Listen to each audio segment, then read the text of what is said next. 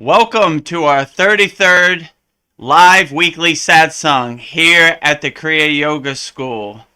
I'm joined with our Kriya Yoga School member, Veronica.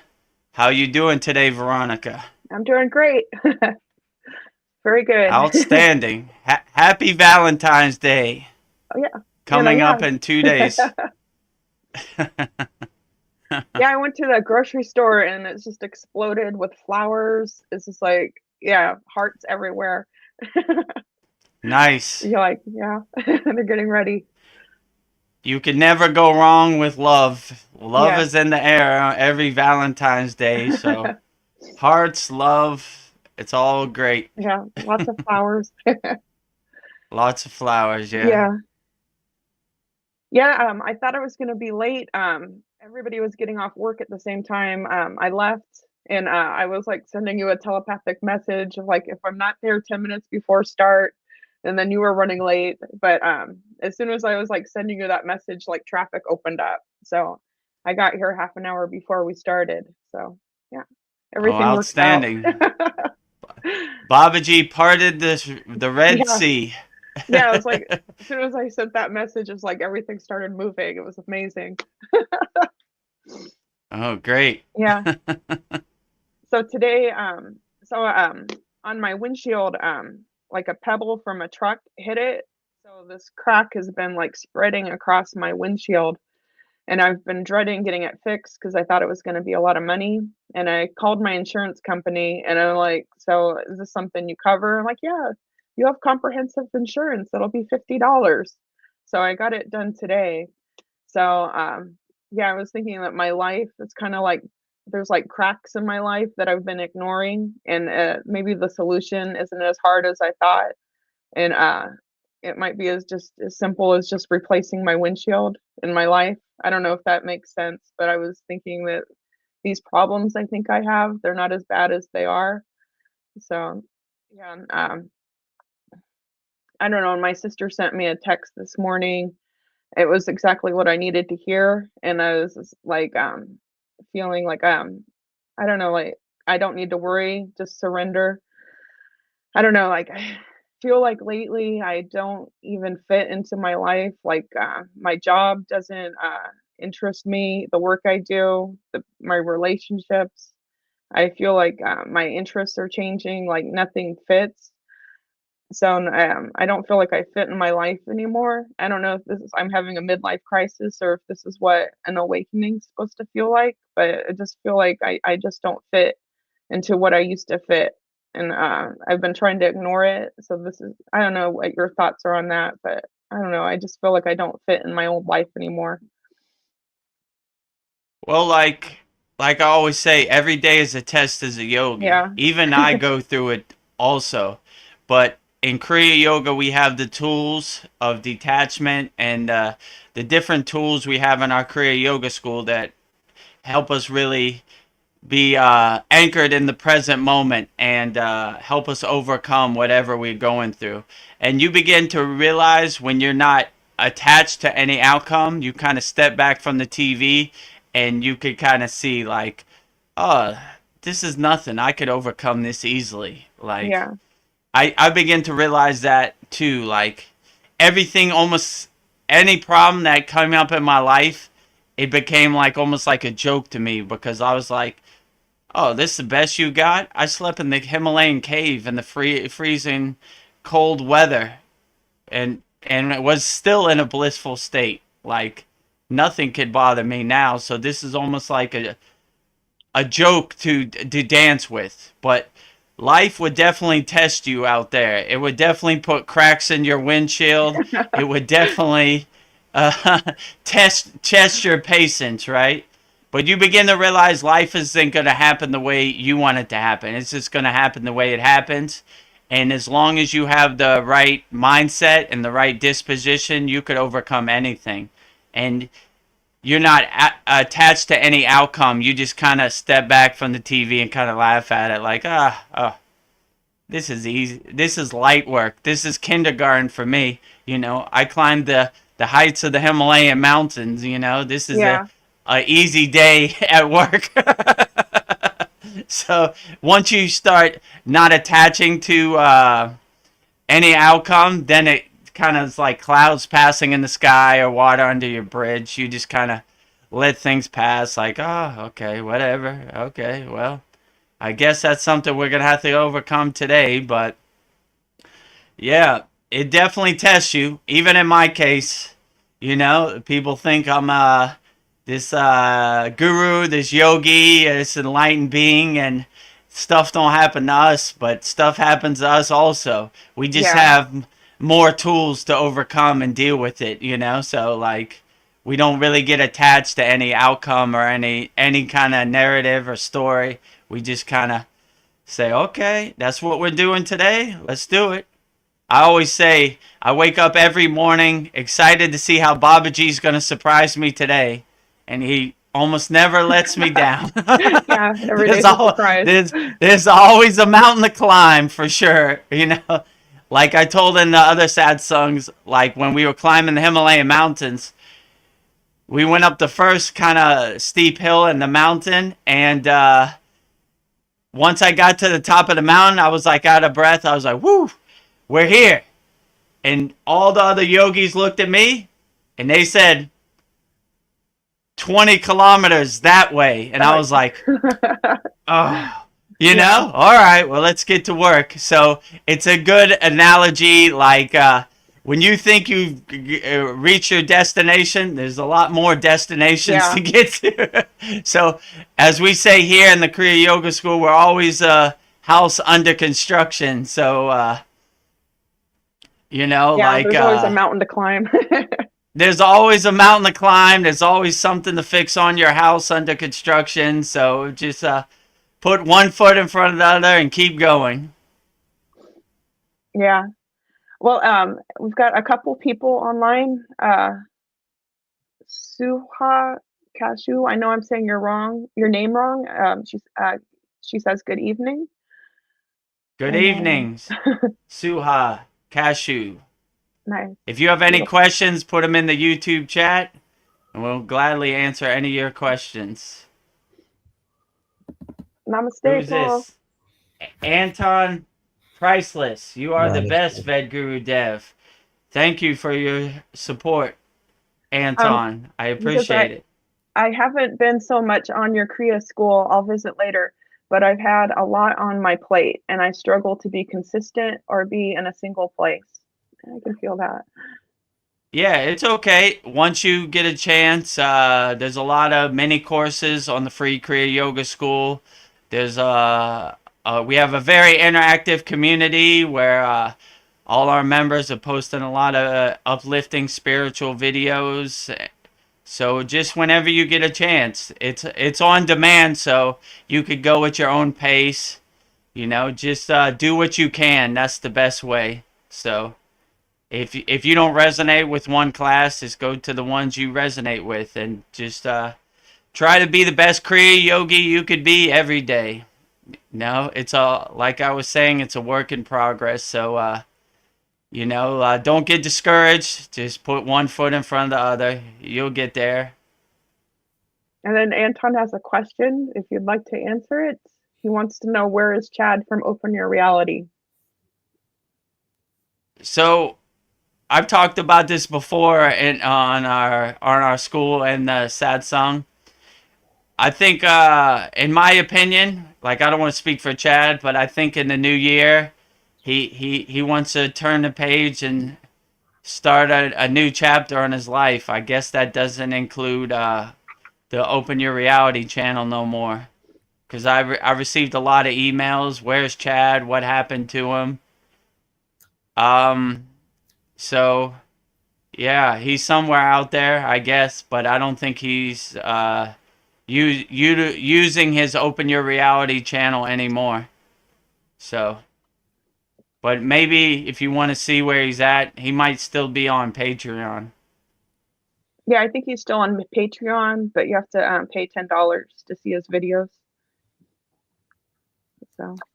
So we wish Chad the best. There would be no Kriya Yoga School without Chad, because by me being interviewed on Open Your Reality, he's the one that presented this Yeah. school platform to me, and then here we are, almost a year later. So thank thank you, Chad, for getting us this far. We wish Chad all the best with his whatever he's doing in 2025. So good luck to Chad, wherever he's at, whatever he's doing. Yeah. Good luck. Wish you the best. How are And you, Paul? Jai Babaji for bringing us all together. Jai Babaji. Babaji's driving the car. I'm just watching him drive me around. One more comment from Anton. He says, "Okay, I was worried someone dropped him due to his content. Glad he's okay." Yeah, I think he's okay. I think it was more his decision. Like he wasn't getting the YouTube numbers that he wanted to, or it wasn't paying him the money that he used to get. So he puts a lot of time and effort in editing all his videos, and I guess he wasn't feeling it was paying off for him, so he just decided to move on and do something else. He was also worried that that might affect his chances at that school job, that they might Yeah. not like that. But Yeah. Let's see, Suha, she says, "I'm new to Kriya Yoga, but took Reiki 1, 2, and 3, took Kundalini Awakening with Dr. Morris School 1, 2. So I keep exploring and learning. I'm glad to be here." I'm glad to be here. We're glad to have you here, Suha. Thanks to Paul, I'm here. He recommended your teachings. I appreciate it. Thank you, Paul, for bringing Suha to our free Kriya Yoga school. my Yeah, pleasure. so Suha, whatever questions you have, put them in there. If you have questions in the YouTube chat about Kundalini Awakening or anything, type it in the YouTube chat. We're an open book here at the Kriya Yoga School, so I'll definitely do my best to answer all your questions. I'm not going to say I have all the answers, but I'll try my best. Yeah, she's a Reiki master, and I have had Reiki with her, and it was amazing. So I think she has Great. a lot to. We've had some deep metaphysical talks, and she's got a lot to add, I'm sure. But Outstanding. yeah. Yeah, I kind of wonder if, like, when you give Shakti Path to us without touching, if that's kind of like a form of Reiki, because it is energy work. But I know you probably don't know anything about that, Vedguru Dev, but it was just a thought I had. Yeah, any way you can transmute energy is a good way. Whatever name you put on it, if you're transmuting positive energy, Shakti Path, Reiki, however you do it, it's always a good way to uplift people and transmute your energy, to heal people, to help uplift people and help them overcome what they're experiencing in their daily life. My guru used to say, there are many paths to the mountaintop. It doesn't matter which path you take, long as you get to the mountaintop. So we support all spiritual traditions, all energy upliftment, all transmission of positive energy. Like my guru used to say, if an alien shows up at your doorstep and has God energy, let him in and have some tea. If he has negative, lower energy, leave him out in the cold and rain. Yeah. So long as you have positive energy, all are welcome. It reminds me when I went to the Himalayan mountains, we would just walk up the mountain and we would collect people from all spiritual tradition. There were sadhus, there were swamis, there were lamas, there were all kinds of people. You're all welcome. Let's all uplift each other collectively. Whatever title you have doesn't matter. Long as you have good divine energy, you're all welcome to join us on our path to spiritual advancement. Which are the ones that smear themselves with the ash? What do they call those? They're called agoris. Those are welcome too. But they're mostly like a solo path. They want to Yeah. do their inner work by themselves. So they sleep in the cemetery. They're a extreme detachment, I would say, like Viagra, you know, like Yeah. attachment. They don't want to be around nobody. They want to sleep. They don't shower. They want to be in the cemetery. They want to do their inner work by themselves. So if you're lucky, you'll catch a Agori every once in a while, but it's rare. Maybe if you go to the Kumbh Mela, they'll join you. But usually they're doing their inner work by themselves. But yeah, so they spear. It's called vibhuti, which is holy ash. They smear it all over themselves, and they don't really cut their hair, so they have like long like dreadlocks and everything. So they're doing their inner work by themselves. But every once in a while, they'll enjoy your energy and they'll help you on the path. But yeah, that's mostly what they call it, sannyasi. It's like a renunciate path. Like they renounce everything. They renounce all things so they could do their inner work. I have some questions for you. Okay, great. What are chakras? How do they work? New Age describes them in specific colors and talk about chakra balancing, chakra healing, etc. I know Hinduism and Buddhism have different opinions. Yeah, well, so the chakras are basically the same in most traditions. So in Kriya Yoga, they have 7 chakras. The root chakra, which is basically red, which is, they try to see it as like a 4-petaled red flower. So when you use the bija mantras, you open the chakras. So like you visualize it as a flower kind of blossoming. So the bottom chakra would be the root chakra, which is called the Muladhara, right? So that's the first one. It's like a grounding kind of anchoring chakra.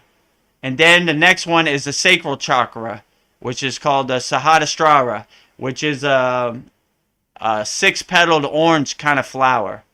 And then the next one is like the navel chakra, the Manipura, which is like a 10-petaled yellow flower. And the next one is the heart chakra, the Anahata, which is a 12-petaled kind of green kind of flower. And the next one is the throat chakra, the Vasuddhi, which is a 16 blue-petaled flower. And then the 6th one is the eyebrow chakra, the Agna, which is a 2-petaled kind of violet kind of flower. And the last one is the crown chakra, the Sahasrara, which is basically like a 1,008-petaled sun with like rainbow around it. So like these chakras are symbolism, and they follow what's called the Sushumna Nadi, which is like the middle invisible track.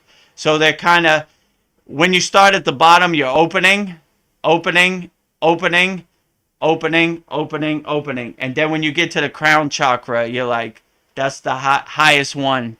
So that's basically how they work. They're kind of energies, kind of centers. So some people visualize them as like a colored kind of wheel, or some people visualize them as a flower kind of opening up. And then why you open your chakras, so your kundalini as like a snake, you visualize it as like a golden snake. It pierces these chakras. So you're basically, by opening your chakras, you're kind of clearing out the blockages and everything and kind of letting them open them up and blossom. So that's how you get like a more profound experience. So it depends what resonates with you. Some people like to look at them as a flower. Some people like to look at them as a energy wheel. Some people like to look at them as the colors. But it really is what works best for you. So what helps unblock you and open you up, that's probably the best way to open your chakras. So like this is how they kind of heal. But the first thing is important to do with your chakras is open them up. So in our other Kriya Yoga school, the paid Kriya Yoga school, one of our favorite classes is unblocking the 7 chakras, and we give sound syllables to unblock your chakras. So like this really helps, and a lot of our members, including Veronica, has had profound benefits with this practice, unblocking the 7 chakras. So if you are serious about unblocking your chakras, there's a link on our free Kriya Yoga school to go to the paid school. It's only $25 a month, and that one class is worth $25 for sure. So I would definitely say, but it's like a sound syllable that opens it up, and you'd be surprised just by saying these sound syllables. Like each chakra has a different, what's called bija mantra, which opens your chakras. So if you're serious about it, I would take that class. It's well worth the money. And a lot of our members have had very profound benefits with just that unblocking the chakras. So that's basically what the chakras is. It's kind of a visible kind of flower, a visible kind of wheel with different colors. But it's basically opening yourself up and unblocking the all the junk you collected your whole life. So when I started, all my chakras were blocked, like I was totally gone. So it was a real releasing kind of process, like a breath of fresh air when you really open your chakras. Like you begin to see your spiritual possibility, and you begin to see you're carrying around a lot of junk that you really don't need. So when you unblock the chakras through these bija mantras, it really lifts the burden off your back. Let's go of the stuff that no longer serves you.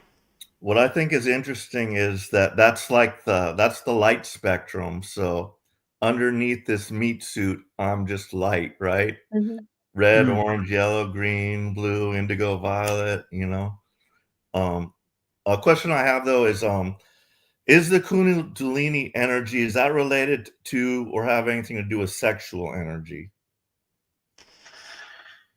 Yeah, from a tantric aspect, like what they call it, the Karma Sutra, they would say that by awakening your Kundalini, you have more of a heightened sexual experience.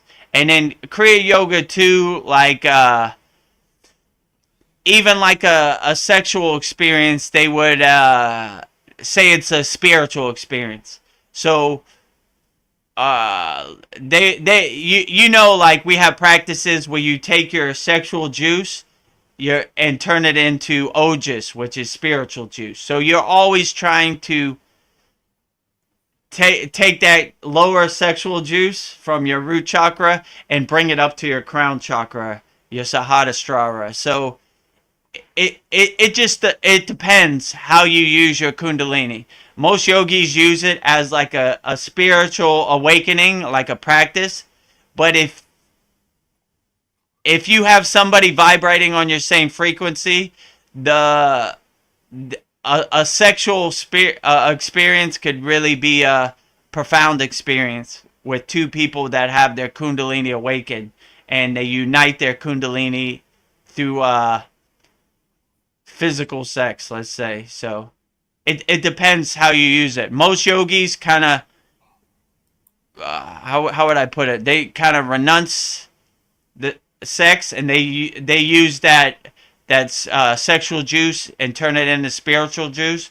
But some people, when they have a profound sexual experience with a yogini or whatever, somebody who's on the same frequency, then it kind of puts gasoline on the fire and makes a solo thing into a small fire into a big fire. Let's say it like that, right? So it really can be a profound experience, but you have to have somebody that could receive that energy and give the energy back. So like that's probably the most difficult part. So like if you're hitting the tennis ball and no one's there, then you're playing tennis by yourself, if you know what I'm saying. But if someone's hitting the tennis ball back, then you have a real profound Kundalini awakening. And Anton had a couple questions about aliens, because you were talking about if an alien showed up at your door. Okay. So, what if the alien uses love to trick you, like in the Star Trek episode with the person who pretended to be her dad to get her to go into the white light? That's a great one, because I was watching a soul trap, another soul trap thing. I mean, I come across, so there's this guy named Dr. Courtney Brown who runs the Farsight Institute. So they are like remote viewers, and he's very intelligent. He's like a professor at like Cornell or some of mathematics, and he created this institute where they do remote viewing. And these psychic powers, I know they are legit because the government does it.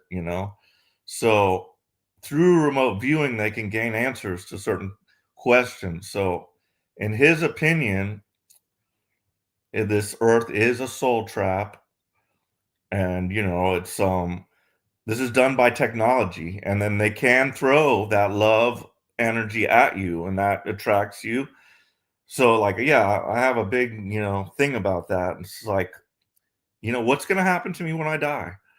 I really have no idea. And like, I would like to think, and this is what I've always thought, that there would be somebody there to greet me, my guides, angels, whoever it may be, family members. And now I really don't know if that is what happens. I just don't know, and from what I've heard, no, you're just there, and all of a sudden you will see all that stuff. So I don't know if I should reject that or if I will just have an intuitive feeling in my heart. But if they can throw love at you, and I know the extraterrestrials also can do that, because I was just watching one where they did that. Like, there was a crashed ship, and that's what they do. Like, they cannot fight back against us, let's just say, because of their something like in Star Trek, the non-interference. And if they fight back against us, then that's going to make us think that they're evil. And so they would just let themselves, be captured, but they're scared. They will send a love energy thing to you. And yeah, so anyway, Yeah. it's a big, deep rabbit hole, but Yeah.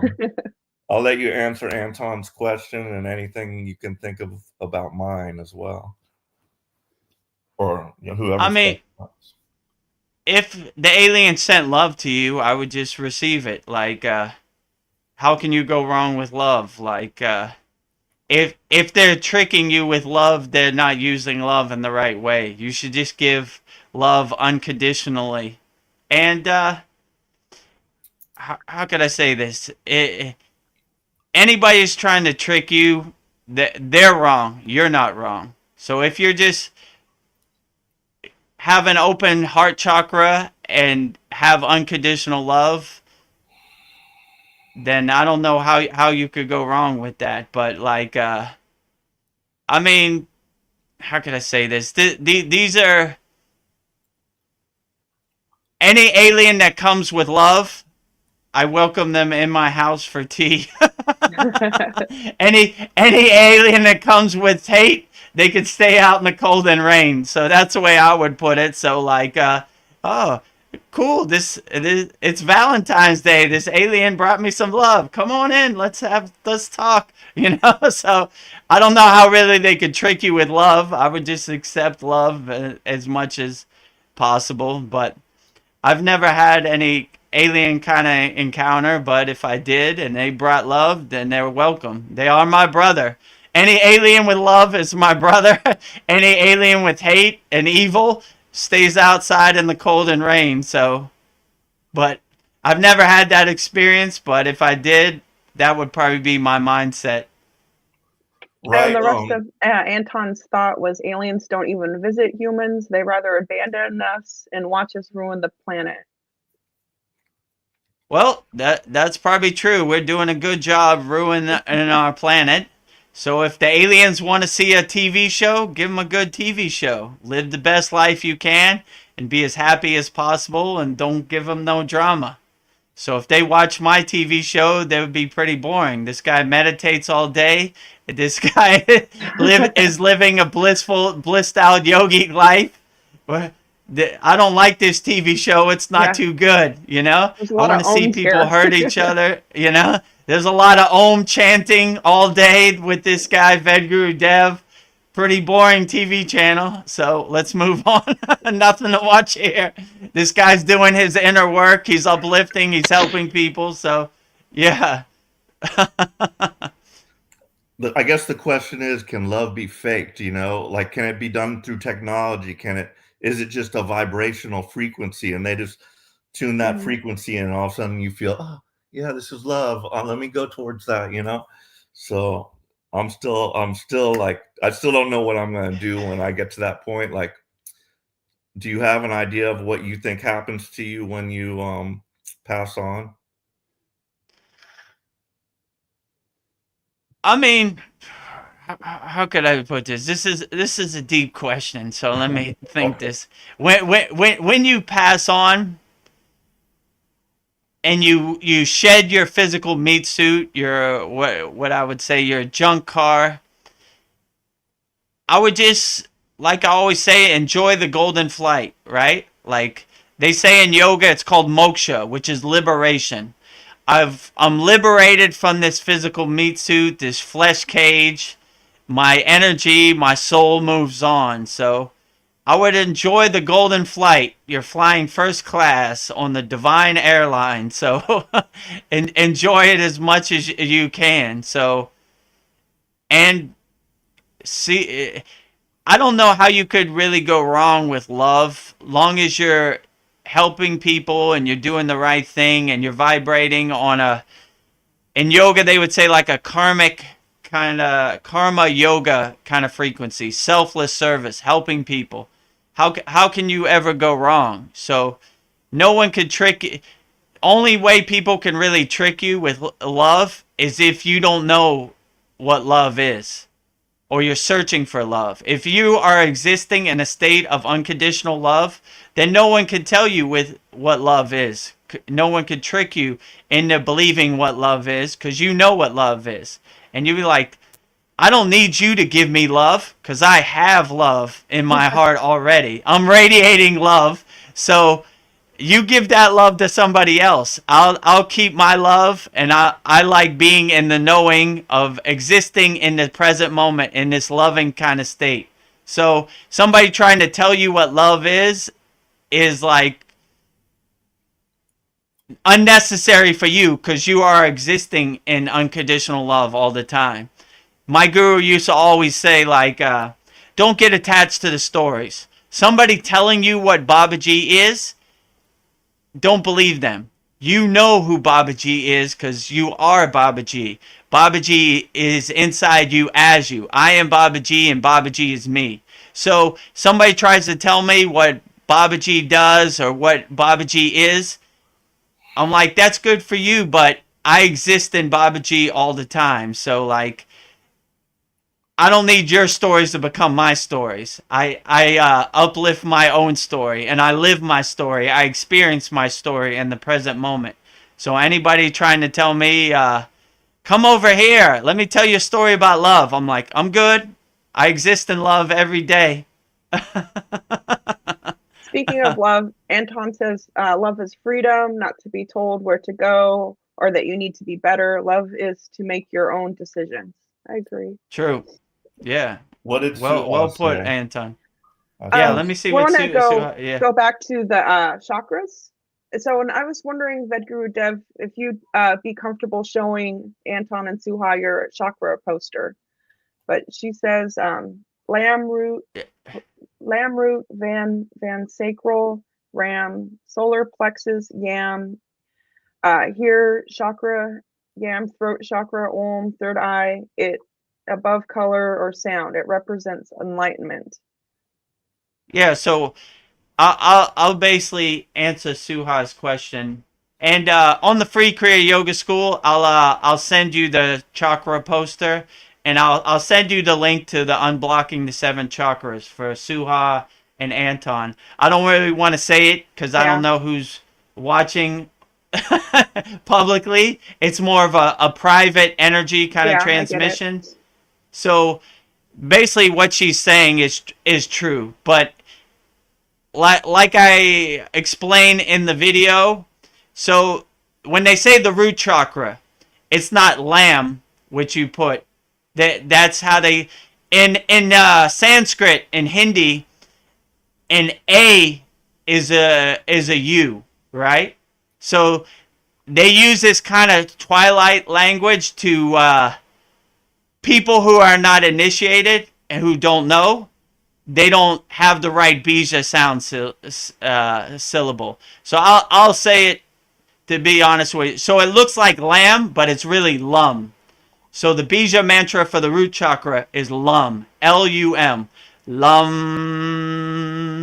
And when you vibrate lum, you open up your root chakra. The next one is the sacral chakra. It looks like vam, but it's really vum. Vum. And then the next one, the navel chakra, the manipura, it looks like ram, but it's really rum. So you see how the A is really a U in really how you pronounce it. And it's important when you say these bija mantras to have the right vibration in the sound syllable. So the next one looks like yam, the heart chakra, but it's really yum. And the next one, the throat chakra, the Visuddhi, looks like ham, but it's really hum. So I always laugh when I hear people say ham, because they don't know. Because people who've been really initiated by a guru or like a parampara lineage, they kind of know. Like, it's almost like, I remember when I first got initiated, I said the same thing, ham, and they all started laughing. Like, it's hum, not ham. So I always laugh when I get to the throat chakra and I hear ham, because it's almost like funny. Like, it reminds me of when I started, because I said the same thing. So the throat chakra, the Visuddhi, is hum. And then the eyebrow chakra is om, like om. And then the crown chakra, the Sahasrara, is om. So it's basically om.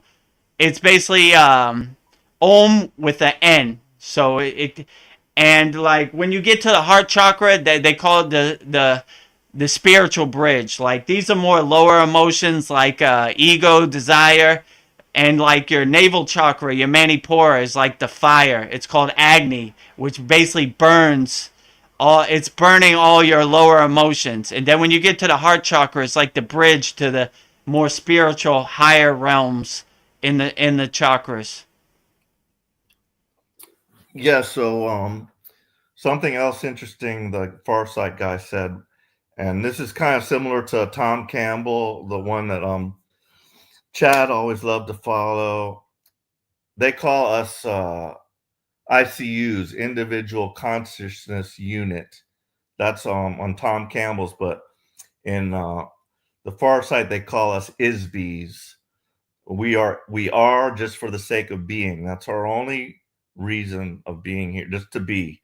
There's no like real purpose. I mean, I would think it would be to get back to God, but anyway, he said there's no archangels, there's none of that, none of these gods or anything, that they're all just people basically. But so the way I took that is he's taking away a label as an angel, but he did say there's higher dimensional beings, of course, that, have evolved to, the state of love. But I've got all these beliefs and, all these labels. And I was thinking to myself, what I need to do is go make a list, like, okay, does God exist, or God is like at the top of the list. God, yes, I definitely believe there is a God. But then it branches off and it will go down to, are there multiple gods? And like, I don't know about that. So that's like a question mark for me. Is there good and evil? Yes, I believe in that. Are there aliens? Yeah, and we're not alone in the universe. So I kind of want to just like go through this list and just like see all these weird beliefs that I've made, and like labels that I've attached to things. So he said no Archangel Michael, but you've had a direct experience with such a being calling himself that. And, also you have an image in your head what an archangel would look like, which that could be totally false. I mean, they probably project to us just what they think we would like to see. But anyway, it was kind of weird and got me to thinking about a lot of these beings. And like, I kind of, like the saying, the as above, so below. And like, there's a hierarchical system, and like God's here, and like he did create helpers specifically that are somewhat different from us, but anyway, that's kind of how I believe it. Yeah. Yeah, I mean, a lot of people say a lot of things, but whatever you resonate with, then that's really what's true or not. Because other people trying to tell you what archangel is or what archangel isn't, is they don't know what your direct experience is. So like, whatever you resonate with, that's probably the best thing.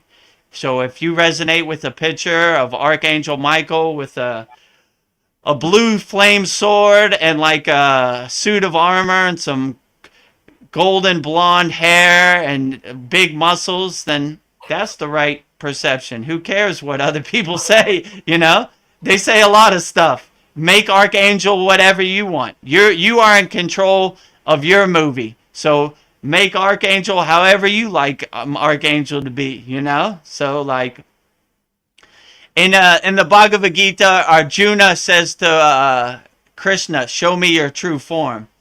And when Krishna shows Arjuna his true form, he realizes he doesn't want to see Krishna's true form. So he tells him to stop, right? So just make Archangel, Krishna, Shiva, whoever, whatever you resonate with, and you are the controller of your movie. You are the creator, director of your movie. So make your God exactly how you want in your perception, I mean, it's really energy at the end of the day. So whatever helps uplift you and you resonate with, that is the best perception of any God. So make Archangel or any God the way you want him to make it. You are in control. You are the king of your castle.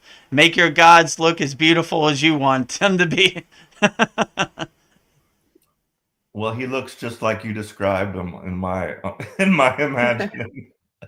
In my imagination also, that's why I said it. But like, you don't have to use my picture of Archangel Michael, but you could make your own picture, So direct your movie however you want to direct it. You are the controller of your movie. Yeah. See, Anton says people that have NDEs talk about the love they feel, but they get a life review and feel guilt. They are shown all the wrong they did. Guilt on earth is enough. No need for their criticism or rebirth. Yeah. I mean, if you do get a life review, like when I used to watch Chad's videos, he talks about this a lot. If I get my life review, I'm going to be like, okay, I ate a cheeseburger when I was 10 years old. Who cares? Turn the page. Keep going. I'm doing the best I can with the tools I got. I'm being the best person. So no guilt over here. All those lower emotions, I've already burned all that. So I have no guilt. I did what I did, and I have no remorse. And clear the path. I'm coming home to the fire, the campfire with Babaji and Lahari Messiah and all the ascended masters, Well, I heard something that like during the life review, what you get is you get to be, if you did something bad to somebody, you get to experience that through their perception. You'll be like in their body as you're doing that to them. And I think that would be very effective, if you know what I mean. But who knows what really happens? I don't know. But yeah, so that's a good thing to not hurt other people. Yeah. Because if that's true, why would you want to experience that? Just be the best person you can. Help people with no attachments, with no expectations, selfless service. You can never go wrong with helping people, loving people, and if that's true, you'll have an easy life review, They'll be like, we got nothing to say to this guy. He's helped people. He's loved people unconditionally. We don't even have no papers in this book, so proceed, my friend.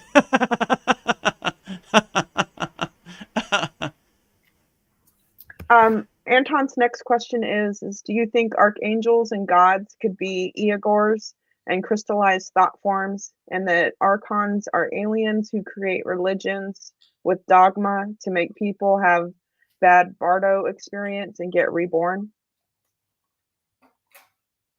I mean, I don't really think about it. I don't know what a Agoro is. I mean, like I was just saying, archangels are kind of it it it you how could I put this? If you look at archangels as like they're more like a pointer to your spiritual evolution than like a thing you should attach to or you should try to make sense of it. In my experience, a couple satsangs I said ago that I had an archangel experience with a bunch of archangels, and they basically were more like pointers. They were not like, don't attach to my form, attach to being the best person you can be on your spiritual path, and help as many people as you can. So instead of trying to make sense out of any of these celestial beings, these divine, enlightened, ascended masters, you look at them more as like a pointer to being the best person you could be. So they almost always tell me like, you're doing good work, you're helping people, keep going on the path. Don't get discouraged. Don't attach to any narrative. Just keep going forward, you know? Don't go backwards, go forward. But like Patanjali says in the Yoga Sutras, the line to God is not a straight line, it's a zigzag. So it's not going to be every day is not going to be the best day. You have some days that are better than others. You self-observe yourself. Okay, I could have did that better. I'm going to try to be better tomorrow. So it's not a straight line.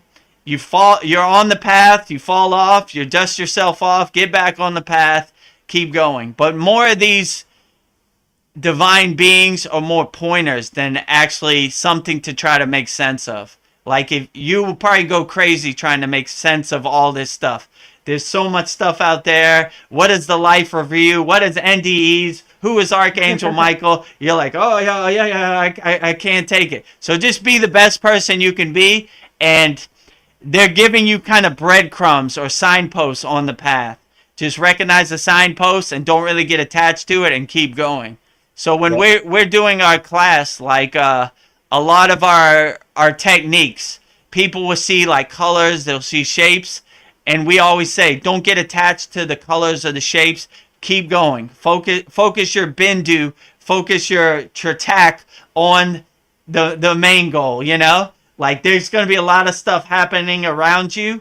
Just keep going. That would be my best advice. What were you going to say, Paul?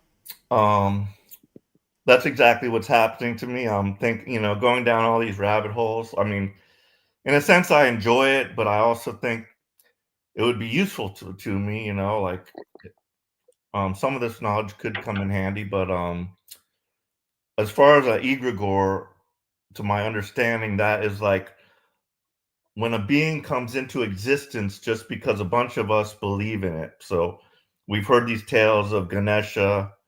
I don't know who first started them, but or it could be, fable or mythology. But if enough people just believe there is a Ganesha, that actually like creates that spiritual being as an energy that we've all created ourselves. But yeah. I mean, if your energy creates that being, just enjoy that being. Like, oh, look, here is Ganesha, the elephant god, So, I mean, I kind of live, like my guru used to say, the future is imagination, the past is this memory. We stay fixed in the present moment. So if Ganesha shows up in the physical form, I'll enjoy it in the present moment. If it doesn't, I'll enjoy whatever else is presented to me in the present moment. So that's kind of how I look at it. But I really don't get attached to like any kind of outcome. I just kind of enjoy it for what it is. Like you've heard the monkey story before. I enjoyed the monkey for his message that he gave me telepathically, and when he left, I wasn't attached to it. I didn't try to go look for him or anything. I just let him be. So that's kind of what I would say. Like whatever is presented to you in the present moment, be a bogar, be an enjoyer, and enjoy it. And what other people say, don't let their movie become your movie. Enjoy your own movie. You create your own movie however you want. So all these people are telling you what you should think of this or what you think of that. Just think whatever makes you happy and uplifts you. Make your own movie. You are the director of your movie. Do you have any opinion as to why you think we're here on Earth? And like, because I thought to myself, like, okay, so if I am free and I was to leave Earth, would I want to come back here? That's the question. Would I want to? And my life's not that, like right now at this stage in my life, it's pretty good, besides my eyes. But I've been remarried. I've got kind of FU money, not really FU money, but like I'm taken care of, by the government. So that's not good because I'm totally reliant kind of on the government. If that were to end, I'd be broke all of a sudden. But it's pretty good, like I just don't know. Would I want to come back here, because it just seems like there's something wrong. There's something wrong here. There's like I feel like there is a battle, like a war between good and evil going on here. I really just it's more of that stuff, I guess, more of these rabbit holes to go down. Like why? But anyway, just a thought I had. I mean, in my perception, why we're here, this is a really deep question. I would say a short answer to a long answer. uh, for me, it was important for me to go as far off the path as possible to find my way back on the path to make up the spiritual growth. So it was necessary in my case for me to get the memory wiped, because if I remembered who I was from the beginning, I wouldn't have done the inner work because I already know who I am. So it took me a long time to get to where I'm at now. So I'm basically on the front line doing the spiritual work. And I could kind of feel like to people who didn't want to come back, how could I say this non-egotistically? I'm more of a hero because I'm on the front lines holding up the white flag for the light in a world full of darkness. And I'm not attached to any of the darkness or the Maya delusion in this world. I'm like, how do they say it in the Bible? Yea, though I walk through the valley of death, I shall fear no evil. So even though all this chaos and craziness is going on, I'm just keep walking straight. And my guru used to say, Vedguru Dev, you wear all white, so don't roll in the mud with the pigs, if you know what I'm saying. I don't want to get my clothes dirty by their delusion, and I don't want their Maya to become my Maya. So I'm just carrying the light torch in the darkness, and they're all fighting around, they're all warring and everything. I don't let it affect me. I'm totally detached to all of that. I just keep walking the path and see how far it could take me. So I would say I'm to give you a short answer to a long question. I would say it's necessary for me to do the inner work and be on the front line and help as many people and be the light in the darkness. So I try to be a lighthouse, shining the light on boats in need. So, and that's why we started the free Kriya Yoga School, to help people, who give them some kind of framework of Kriya Yoga and help as many people wholeheartedly for free. So if you want to join up, if you're watching this and you need help, our website is free, kriyayogashop.com. It would take you to the SKOOL platform. I just put up a video how to use SKOOL if you don't know how to log in and everything. So yeah, it'd be our pleasure to help you be a lighthouse to your abandoned boat on the water. It's tough out here, so maybe we could give you some tools to help you, but at least you'll have some kind of framework of what Kriya Yoga is and what are the fivefold. So, and you could join us here at the Satsang every week. I was thinking about what I fear.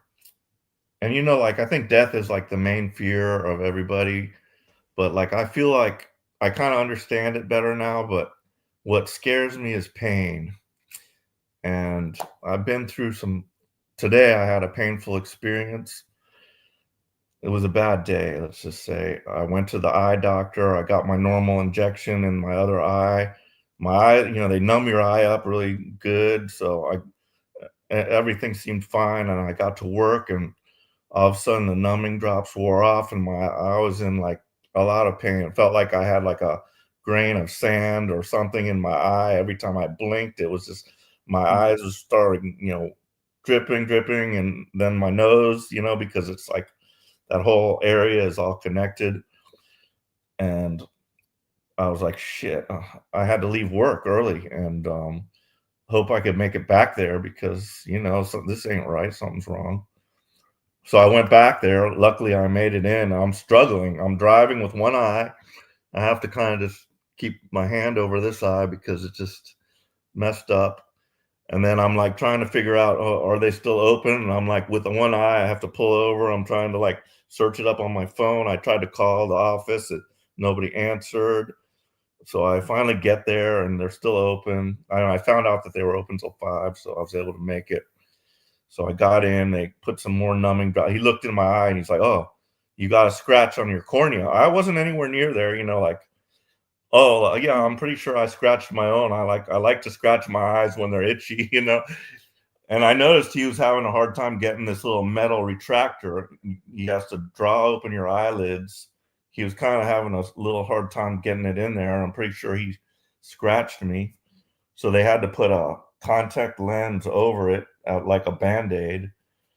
But, it's no big, it'll heal in a couple of days. It's not going to damage me, but very painful, and just like, I'm afraid of the pain of death more than the death itself, It's just like, I would hate to have a suffering death or, everybody just wants to die in their sleep. That's the ultimate way, you just don't, you're dreaming and then bam, no pain. And if I have free will, that's what I choose for myself. So anyhow. Yeah, I would say, how can I say this? In yoga, they say always be a fearless yogi. So, like Babaji says in the voice of Babaji, death is a joke to me. I am the death of death. So we laugh at death the same way we laugh at all Maya delusion in this world. So like, when you have that kind of perspective, it really can't hurt you no more because you kind of laugh at it like the joke it is. I welcome that the right time, the right day, the right year, I will take the divine flight. And most yogis look at their physical body as like changing clothes. So they're not even attached to their body. They say in yoga, neti neti, which means not this. So they're like, I'm not this body, I'm not this mind, I'm not any of this physical stuff. I'm Shakti energy, I'm prana energy, I'm inner divinity. So like, they're not attached to their physical body at all. They look at it as like a meat suit kind of driving their car around. So they don't really get attached to it. So they most of these songs like in yoga are basically welcoming death. Like they say, please get me out this flesh cage that I'm in and let me take that divine flight. So like like Om Namah Shivaya, Trayambai, Yaja Mahe, that kind of means like the fruit is detaching from the branch, right? let my fruit get out the tree, you know? So, like, I'm welcoming death, you know? Like, please let me go join the ascended masters around the divine campfire, wherever that is, or wherever I'm going next. Let me, you know, this world is pretty harsh, you know? It's pretty violent. So, like, when you're a yogi living in a himsa, which is non-violence, it's almost like sleeping in a trash can to you. You know what I'm saying? So you welcome the divine flight. Please, I've done all my work. Can I go home today? You know, let me go home. You know, I mean, even in my case, I'm like, Babaji, I'm coming home. I'm coming home. You know, I'm doing as much work. I'm helping as many people as I can. Let me come home.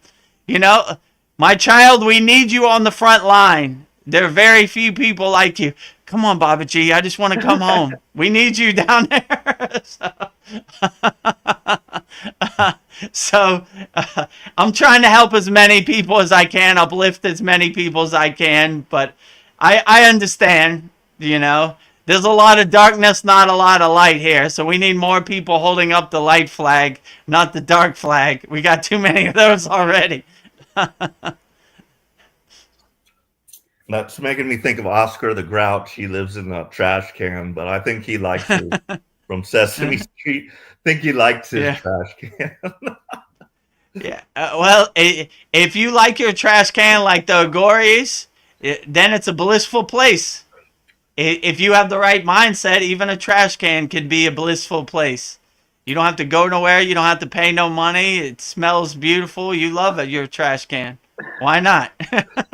Well said. It's all, you know, it's all in our heads, you know. It's whatever we make of it, I guess. Yeah, it's all your perception. So make your trash can the best trash can ever. Anton has 3 big questions, and Suha has a question. Okay. Go through them. Maybe go Suha first, then I'll answer all 3 Antons. Okay. She says, no fear of the future and no regrets of the past. Peace is enjoying the moment and live it in the now. True. And then she says, so sorry. In karma, there are 3 karmas. There's Sanchita karma, which is future karma. There's Agama karma, which is karma in this life. And there's Pradrahar karma, which is past karma. So if you don't create karma in this life, you don't have karma to burn in the future. And if you burned all your past karma, then there's no karma. So live in the present moment. Don't get attached. Like I said, the past is this memory. The future is this imagination. Just be the best person you can be, fixed in the present moment. And that's the best way, I would say. And then Suha says, I'm sorry for your experience today, Paul. Thank you. I'm better now. Let's see. Anton's first question, are we humans wait, is that the question? Yeah. Are we humans confined to the collective unconscious that Carl Jung talked about, the cosmic tree, like the Yggdrasil? That's another cosmic tree. And our collective beliefs informing the nature of the afterlife.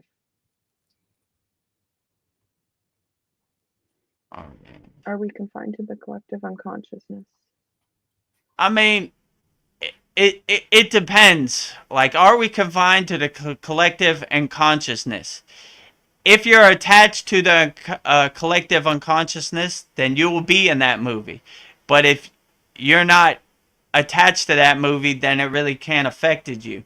So other people's collective unconsciousness can't affect you because you know who you are inside you as you. So what other people do outside you really doesn't affect you because you are the king of your castle. You're a walking kind of temple. So it's almost like you have your shield up and their collective unconsciousness is kind of bouncing off you. It doesn't affect you. You kind of look at it like a movie you're not involved in. You're kind of witnessing as a detached kind of witnessing the collective unconscious. So it really doesn't affect you because you know who you are inside you.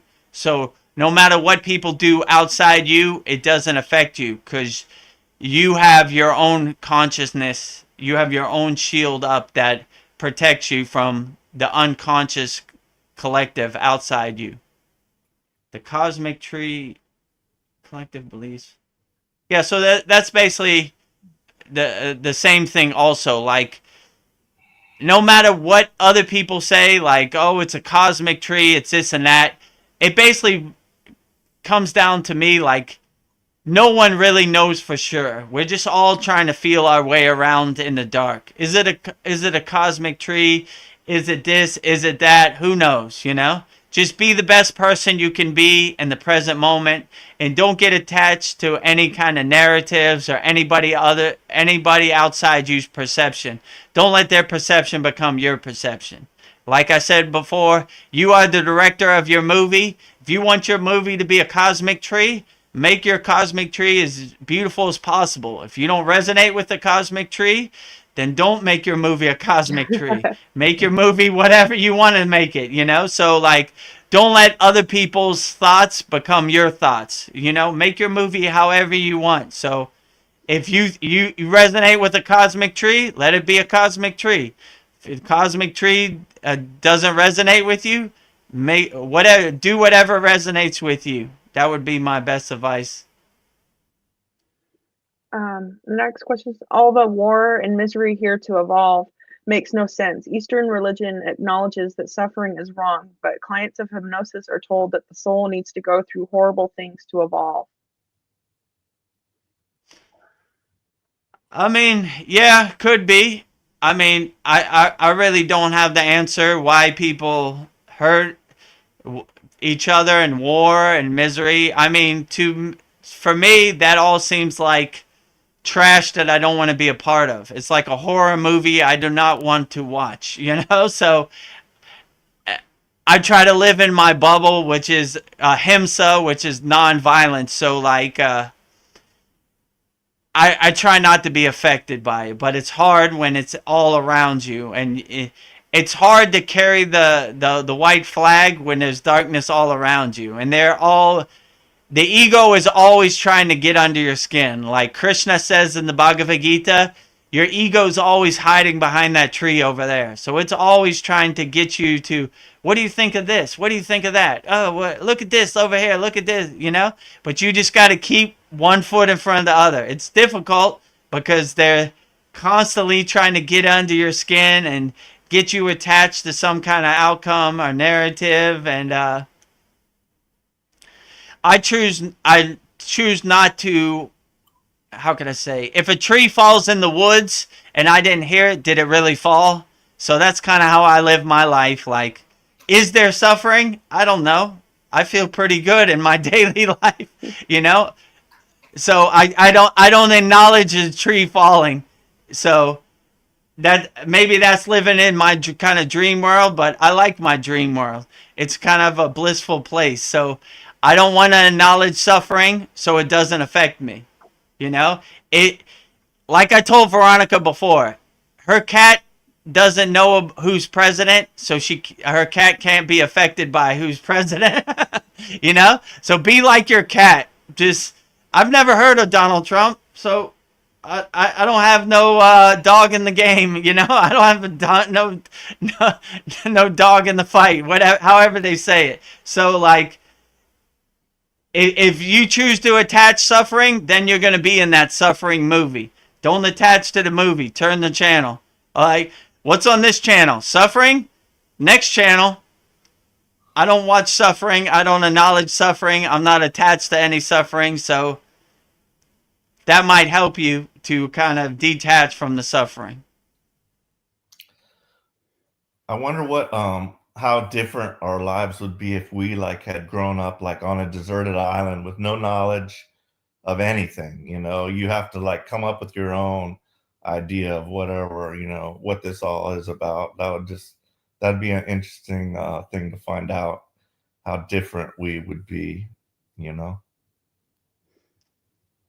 Yeah, I think if we were on a deserted island and we didn't have all the distractions, all the constant psyops and the subconscious messaging influence us, maybe we'd just be blissful. Okay, I'm gonna eat a coconut today.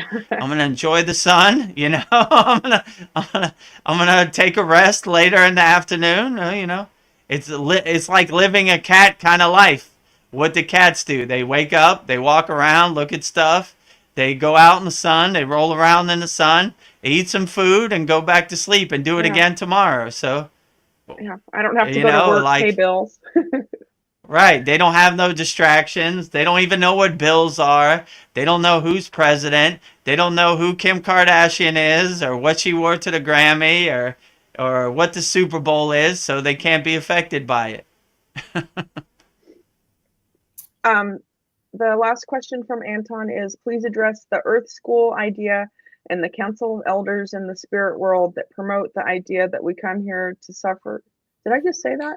Suffer and evolve in the East. This would be considered wrong and part of Maya.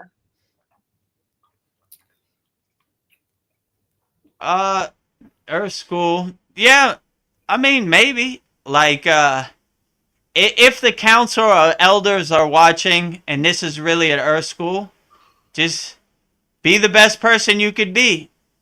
They don't really, like I said before, they're not going to have anything to talk about if you help people and you be the best person you could be. So if they want a show, give them a show. Helping people and doing good and loving people and being blissful, nothing to write in their book. Like, hopefully, if there is a council elders, who knows, could be right, could be wrong. I don't really know for sure. I can't say anything is for sure or not for sure. Just trying to feel my way around the dark on this Maya delusional planet. But if it's true, hopefully okay, the Council of Elders is real. Here I am. Vedguru Dev, let's open your book. Okay? Nothing to talk about. Proceed. You did the best you could with what you got. You try to help as many people as you can. You learn from your mistakes. Proceed. How about those couple hours? We don't have nothing to talk about over here. So just be the best person you could be. Help people. Give wholeheartedly with no expectations. Selfless service. You can never go wrong with that. And what was the other part? The spirit world promote the idea to come here and suffer in the to spirit evolve. World that promote the idea to come here and suffer to evolve. In the East, this would be considered wrong and part of Maya. Yeah, so Maya is delusion. So it's basically like getting attached to the movie, like you're in the movie, but you're not really in the movie. That's like, Maya's kind of like me watching the movie Iron Man and thinking I am Iron Man. So when you watch the movie as a detached witness, you overcome the kind of Maya, because you realize this is not your movie. This is somebody else's movie, and you're kind of not attached to it. And if you don't acknowledge suffering, it really can't, like I said, it can't affect you. If a tree falls in the woods and you didn't hear it, did it really fall? So from my opinion, I don't acknowledge suffering because it doesn't exist in my happy place. There's no suffering in my movie. There are no negative emotions. There's no Maya in my movie. It's only happy, blissful, yogic movie. So I don't know. Like I said, if a tree falls in the woods and you didn't hear it, did it really fall? So I don't really think I need to go through suffering to evolve, because I don't really acknowledge suffering. So I try to make my movie however I want. So if people say I have to suffer to evolve, how can I say, I don't want their trash to become my trash. You know? If you want to suffer to go through that, that's your right. That's your free will. Me, I try to go the blissful yogic path, right? There is no suffering in my movie. Like on this page, it says you have to suffer, Vedguru Dev. Nope. Tear that page out. No suffering in my movie. I mean, it's easier said than done. When you're in pain and you have to go through suffering, then it's a tall mountain to climb. I will acknowledge that. I won't say like it's all la la land, but some tests are harder to overcome than others. There are higher mountains to climb and there are lower mountains to climb. So hopefully, my friend, you have low mountains to climb your whole life and no suffering. But it's easier said than done. When you're in a state of suffering and your physical body fails you, then it's a hard mountain to climb. You know, it sounds good on paper, but in practice, it's a tougher test than I would like to experience. Let's say. I just want to say that Mariana and Vanessa are both here in YouTube land. Oh, great. So, Namaste, Mariana and Vanessa. Namaste. and then Suha had something that like corresponds with what you say, Vedguru Dev. Oh, hold on. One more would be fine. Sit with yourself, silent your mind, and then you will find answers within. And then we will be more spiritual, like how we were born from the beginning, and would enjoy nature. And spread love always. So, yeah, my guru used to say silence is the best teacher. So, we would go into what's called mona, which is silence, and we wouldn't talk. If we had to communicate, we would write something on a piece of paper. And you begin to realize when you go inside yourself as you in a state of mona, which is silence, then it really becomes the best teacher and the answers become more freely because you don't have any distractions from communicating and talking. So like that's why a lot of these yogis, they go into a cave and like do their inner work in silence. So silence is the best teacher, I would say. What was the second question? Wasn't really quite well. Hold on. We will be more spiritual, like how we were born from the beginning, and would enjoy nature. Yeah. So my guru always used to say. He always told me, "Go back to zero, Vedguru Dev. Go back to zero." He always say, "Go back to zero." So what he meant by that, like, go back to when you were a child, when you didn't have any bills, you didn't have any cares, you didn't have any of these distractions, you weren't attached to any narrative, you just enjoyed the sun, you just enjoyed playing, you were a pure soul, you loved wholeheartedly. Go back to that state. So, like, when you were born, that is when you were probably the most purest soul. You started collecting all this baggage, all this junk along the way. He said, throw all that junk in the holy fire, burn it up, go back to when you were a child, go back to zero. So that's what he was basically saying also. When you were born, go back to zero. When you started, that's when you were a pure soul. So go back to being a pure soul. And then Anton still has questions about, let me see, find it. Council of Elders apparently encourages specific life, and you make soul contracts with other spirits where one abuses the other to balance karma and learn the lessons of being abused. Sounds wrong. Doesn't sound right to me either. Like, why would you abuse others to uplift yourself? That doesn't sound the path to spiritual enlightenment to me. Hurting people is almost like trash to me. So if that was part of my soul contract, I wouldn't want that contract. No thanks. If it entails me hurting another human or another pure soul to evolve, don't want it. Your money's no good over here.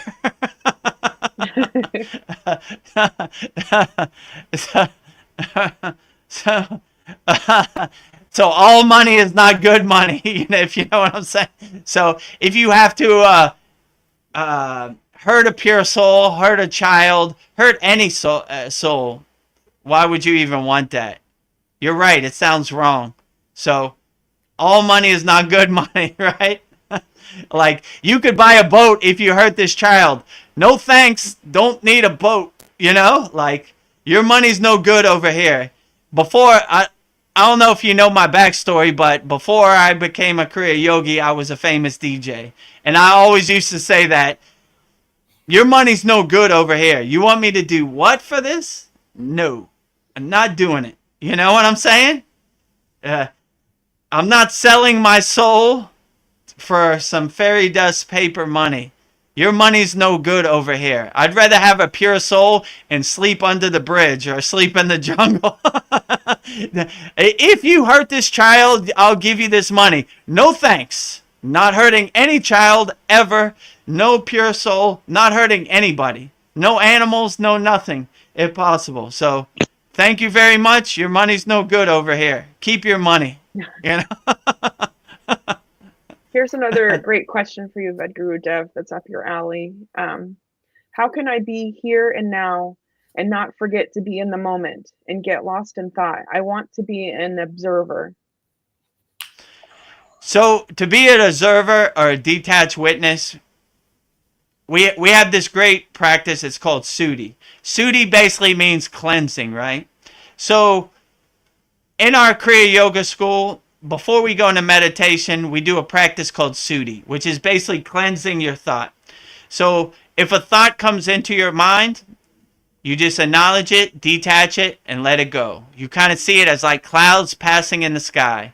You are the mountain, and the clouds are passing around your mountain. But the mountain is unshakable, it's unmovable, it's anchored, and it can't be moved by any clouds or any rain or any sunshine. So you just anchor yourself, and whatever thought comes into your mind, just detach, let it go. Like, what am I going to eat for dinner? I see you, but now is not the time. I'm meditating. Detach, let it go. Detach, let it go. Keep doing it till you have no thoughts. And once you have no thoughts, you have a clear connection, and you're ready for meditation.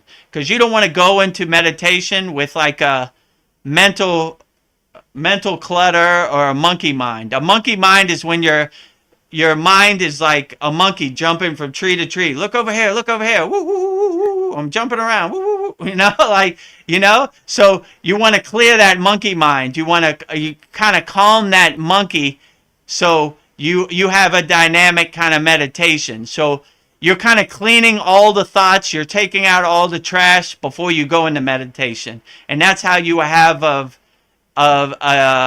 profound dynamic meditation with no thoughts. You just cleanse it out, like it's gone. So once you have no thoughts, then you go into meditation, and that's how you have a profound meditation. Suha says thoughts are like a cloud. Watch it and it will disappear. Beautiful. Yeah, true. So yeah, thoughts are like clouds. They're passing around your mountain. They're disappearing in the sky. Just watch them disappear as a detached witness. Don't attach to any of the thoughts. Don't try to make sense of them. Just let them pass. And like clouds passing around your mountain, disappearing in the sky. Water under your bridge. Let it pass. You realize most of your thoughts don't really matter anyway. 90%. Like, how does any of these thoughts serve you in the present moment? Like what Kim Kardashian wore to the Grammys, how does that help you be the best person you could be in the present moment? It doesn't. Let it pass. Let it pass. Let it pass. Let it dissipate. Goodbye. See you later. This doesn't serve me in the present moment. I don't care, Let it pass. Yeah, let it go. Yeah. Detach, let go. Detach, let go. Detach, let go. Let me see.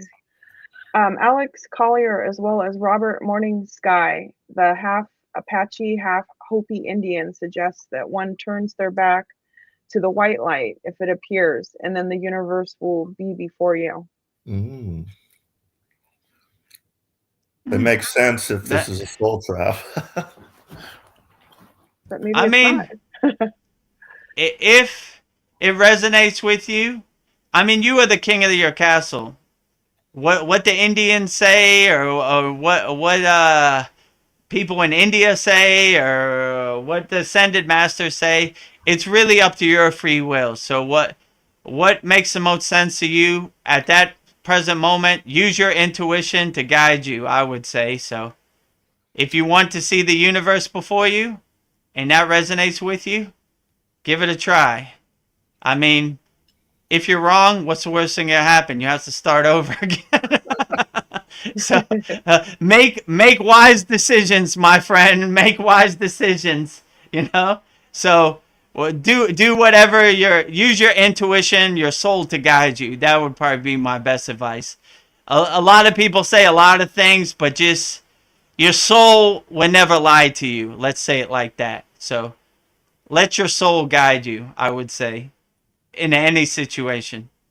I see no harm in having a little look-see around the universe before I go into the light if I don't find anything more interesting out there. Yeah, why not? Fly around the universe, Paul, my friend. Fly, have a look-see, see what the secrets of the universe are. Why not? If it resonates with you, enjoy yourself. Looks like Vanessa is with us, and she's had a week. This week, I definitely went through a period where my thoughts took over, and I knew I shouldn't let it in, but it seemed to allow myself to get stuck for a bit. Finally, have gotten out of it. Yes, namaste, Brian. Namaste. Hello, Namaste. So yeah, I would just say what I told I think it was Anton. Yeah, just don't get attached to your thoughts. Just see them as clouds passing by your mountain, and just let them go. Like in yoga, they say neti neti. Like I am not this. I am not this, which means I am not this thought. This thought doesn't serve me in the present moment. So you can just kind of visualize it as clouds passing by your mountain, water under your bridge. Just all right, whatever. How is this going to help me in the present moment? That's a good way to see like none of this really serves you in the present moment. So like who wins the Super Bowl or whatever, how does that help me in the present moment? How does that help me be the best person? It doesn't. It's just some distractions to kind of distract you on your path. So like you just kind of let it go. But it's a process. Like I said, the Sudi, detach, let go, detach, let go, detach, let go. This thought doesn't serve me in the present moment. This thought doesn't serve me in the present moment. And they'll all start to dissipate. So these are all profound meditation or affirmations before you get into meditation. So you want to take out the trash. You don't want to carry that trash with you into meditation. So you're constantly cleansing and purifying your mind so you could have a profound meditation. Thank you, Vanessa. I hope that answered your question. And then she says, "Great haircut, Brian. Also, cool colors behind you." Yeah, you do have a great haircut, Brian. Appreciate it. My ego. Some cool green heart chakra, unconditional love color behind you, radiating. Yeah. Trying to make my location anonymous, so but yeah, it's all good. And I have this Where's Waldo looking shirt because we had to wash all our shirts because they're basically polluted with the mold pollution that we had in the last apartment when we moved here for a little bit. So yeah, I'm going through some obstacles, but Ganesh is helping me remove them. So we're keeping on. Yeah. You So could wear like Ganesha. a green shirt that matches the background. You could just be like a floating head right there. Yeah, I Oh, could. invisible. Yeah. But yeah, so I was in the so Paul, you were watching, right, the Yagnifier, right, last Yes. night. So before the Yagnifier, like just that earlier that day, we had moved out of that apartment. We stayed there for like 4 days and just kept getting worse and worse. And you know how when you go there the first time, you kind of smell it, but then you get used to it. And then you don't realize how bad it is. So, but I was just like, okay, this is a perfect day. I have Yagnifier to go to. So I just want to, add that to my, intention for that. So I did that. And then so I had like constant runny nose, sneezing. It didn't stop, it just kept going, like this allergic sort of allergy response. And then I got into the half lotus position, and like I do many times for the Yagnifier, and just tried to meditate. And yeah, within like 5-10 minutes, my runny nose had stopped almost completely, and I could breathe better through my nose. And so part of it is probably, just that posture helps the energy flow and everything. That's why it's important to get in those postures. But also just setting the intention, and then Vinegar Dev, you have the fire there. And so that's really powerful for manifestation and intention. And it gets you to be present, and it gets your ego to get out of the way when you can focus on that fire, and like you helping other people and connecting with other people, or like burning their problems. So yeah, like just within like 5-10 minutes, whatever, I started to get better. And today, since we're not at that place, I'm better. I'm not completely better, but yeah, I don't have like the runny nose like I had yesterday. So everything's like calming down and getting better. So whenever there's an obstacle, it's just an opportunity, right, to learn something new, and to get past it, to transcend it. So that was my experience just last night. So yeah. Great. Great. Mariana had a couple things to say. Let me see. Okay, great. Also, I have a chatter right after waking up and opening my eyes a bit. David Wilcock calls it a dream voice. Sometimes it does sound like some download. I wish I could write it down. Yeah, so when I started on the path of Kriya Yoga, I would have these crazy dreams, and I'd keep like a journal next to my bed, and I would write it down. I used to try to write it down, the whole thing, but I realized that these dreams are like water in your hand. You can't hold water. It kind of drips out and it's gone in a few seconds. So I would just start writing words like I don't know, car, my brother, and then I would fill in the words later because it really dissipates quickly. So yeah, I would try to keep a journal next to your bed, and write down as much as you can remember, and kind of write down one words that are the most important things in your dream, and just kind of fill in the blanks later when the dream dissipates. That's probably the best way I would do it. So yeah, try to write it down and try to remember as much as you can, and reflect on it. Yeah, I had that happen quite a few times.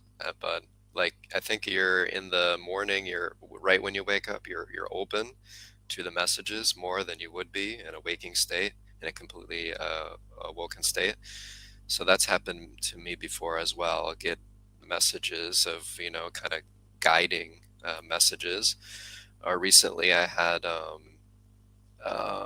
I had a certain mantra in my head, and that mantra I needed to emphasize more, I think. And so then I started doing that mantra more, and that helped me. So yeah, I think it's good to be reflective in the morning when you wake up, because you're more pure, especially if you had a deep night's sleep. You had a really deep sleep, and then I feel like your consciousness is more open to receive those divine messages. But what's happened for me is that I sometimes got them in the morning, but since like doing yoga more, meditating deeper, and opening myself up more, I get them not just in the morning. I will get them randomly, whatever time of day. Sometimes I get them when I'm doing hatha yoga. Sometimes I do them when I'm when I'm meditating. Sometimes I get them when I'm like driving my car. It just like you can't expect it. You don't want to like try to make it happen with your ego, because then that blocks it. But you just be open to it, and like I'll just like kind of communicate with a deity, like in my mind, like, can you please help me with this? Can you please guide me with this? And it usually doesn't happen like that second.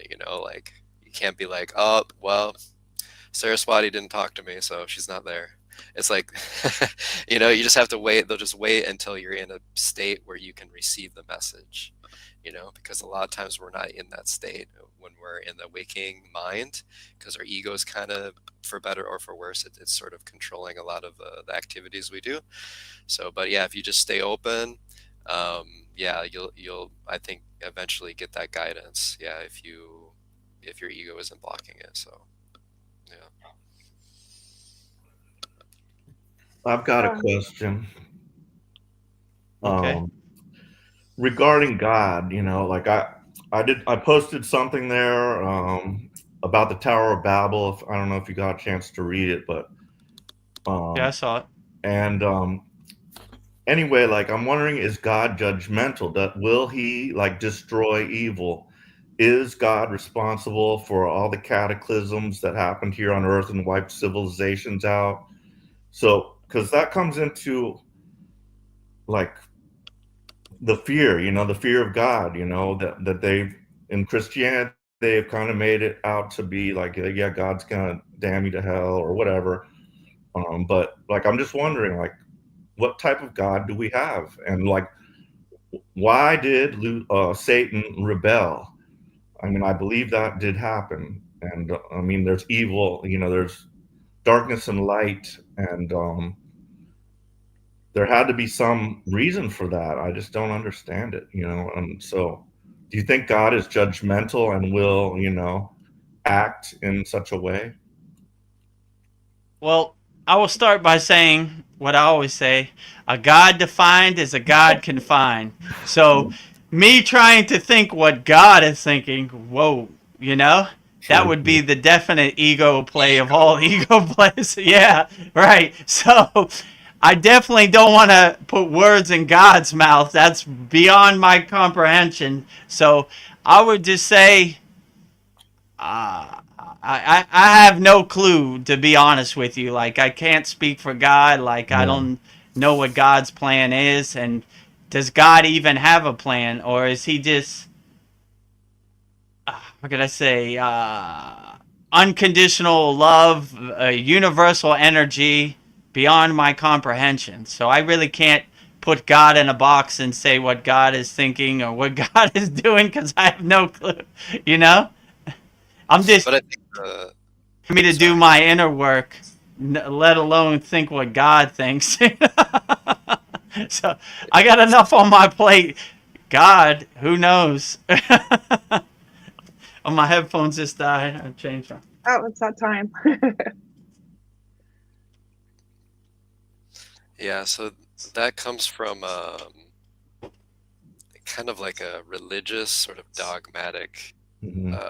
ideology that, yeah, what Vidiger Dev said of you're trying to define it in a mental way, and what the mind is great at is breaking things into parts so it can analyze them, so it can try to understand how they are in separation, in isolation, right? Like that's displayed in like the technology we have for like isolating different elements, and isolating different constituents of herbs and making them into drugs. And so the mind can like isolate and separate everything, and micro manage and analyze everything at all these minute levels. But when you do that and you are attached to that, I think you get further away from God, because and I think these religious approaches, they are looking through the lens of the ego of separation. So God is not, you're not going to fear God if you know you are a part of it. you are part of God. You are, you know, whatever you want to call source energy. Just when you say source energy, well, of course you have to be a part of it. It's impossible not to be. It's the source, right? It's the source of all creation. You're part of that. So like Yeah. when you isolate yourself as if you are separate from it, that's when fear can come in. But if you realize, not you as an ego, but the greater higher self, or, you know, the deeper source that you're connected to as well, you are that, you know. And I think people get that mixed because a lot of people, they're already projecting from their ego all the time and they don't have a break from that. And so maybe they even believe that, yeah, I'm God, I'm a part of God, but it's from a perspective of ego. So it's not like I'm God in my ego. It's like I'm God, the greater part of my higher self, of my deeper self, inner self, whatever. That is part of God, you know. So like when you have that, I don't think there's much fear. You know, it depends on, because like, and like with me, I did sort of fear Kali because she's quite fierce, but I'm sort of getting over that because I'm having this realization that that's part of me too, and if I ignore that part, if I try to project that part as being less important than another part, then I'm not really seeing myself clearly. You Mm. know, because all these, you know, the life cycle of everything, it all has its purpose. And you know, Kali's like the wilderness energy. We need the wilderness. When we connect to nature, we really find ourselves. And so like that's a very important energy. It maybe will be fierce and not as easy to accept, but that's a essential part of God as well, not just like the beauty part, you know. So, or what we see as beauty anyways, from our ego mind. So I would say like once you realize it's not, once you're past the ego of separation, then it's not going to be scary in any way. It's reality, you know. It's like if you're afraid of reality, well, it's difficult, you know, but it's reality. And once you accept it, it's all good, and you can get past things a lot easier and not get hung up on them.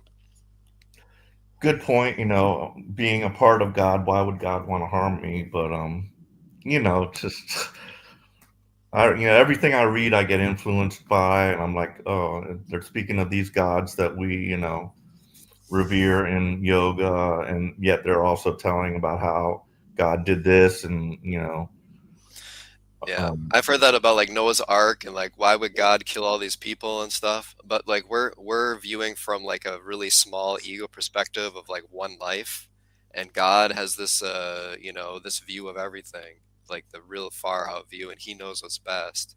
So I think we you know, with our small human ego minds, we try to think like, oh, I know what I need to do. You know, I know, but really you don't. You need God's guidance to really know. And really you're not making the decisions. Once you just surrender, you're kind of like willed, you're swayed, I should say, to the right direction. So I think it's like that's my lesson too, about kind of like getting out of the way a bit and letting God, you know, kind of guide me, because a lot of people, they have a block there. You know, it's like a mhm. block of insecurity, like you know, I don't know what's up there, and you know, maybe they don't have a maybe trustful connection with God, and so then really ultimately they don't trust themselves, and so it's kind of like it's difficult to get discernment with that, you know. So Great advice. Thank you. no problem. We've got lots of comments building up. I'll just go through them really quickly. Okay. Vanessa says, I have been going to yoga class at work every night. It has helped a lot. And Great. then Anton says, if I stay more present, I hope I can become as happy as you, Vedguru Dev. You stay present. Like we say in our class, happy, happy, happy. Just cross your arms across your chest and happy, happy, happy. Anytime you feel yourself not being happy, just tell yourself happy, happy, happy. Keep telling it till you become happy as me. Yeah. And you got to come to the Satsangs to get some of Yeah. Vedaguru Deb's all of Aura, our energies. feeling the aura right now. Yeah, where I submit my happiness to you, Shakti pathwise, over the satsang. Also, he says, always being bothered in my mind with worries about what people around me thinks about me is a hinder to be present too. would be good to be less self-conscious. Yeah, so you realize what other people think of you. How did my guru say? Well, what other people think of you is none of your business. So you realize you're putting this perception on you when they probably don't even care. So, and it really doesn't matter because you're sovereign. You're the creator of your castle.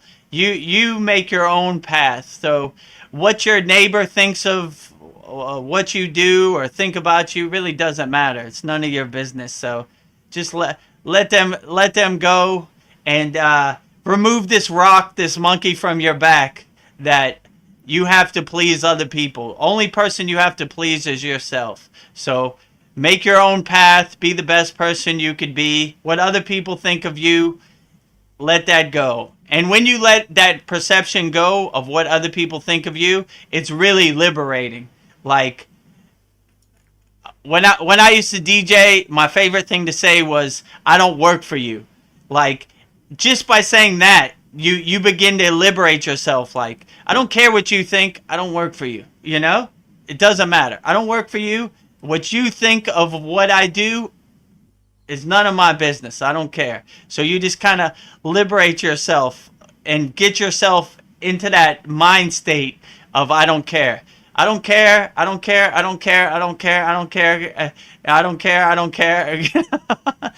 You're in my family. I care. Okay.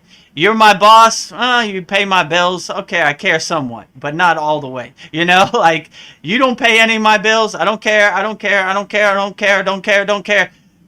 Free liberation.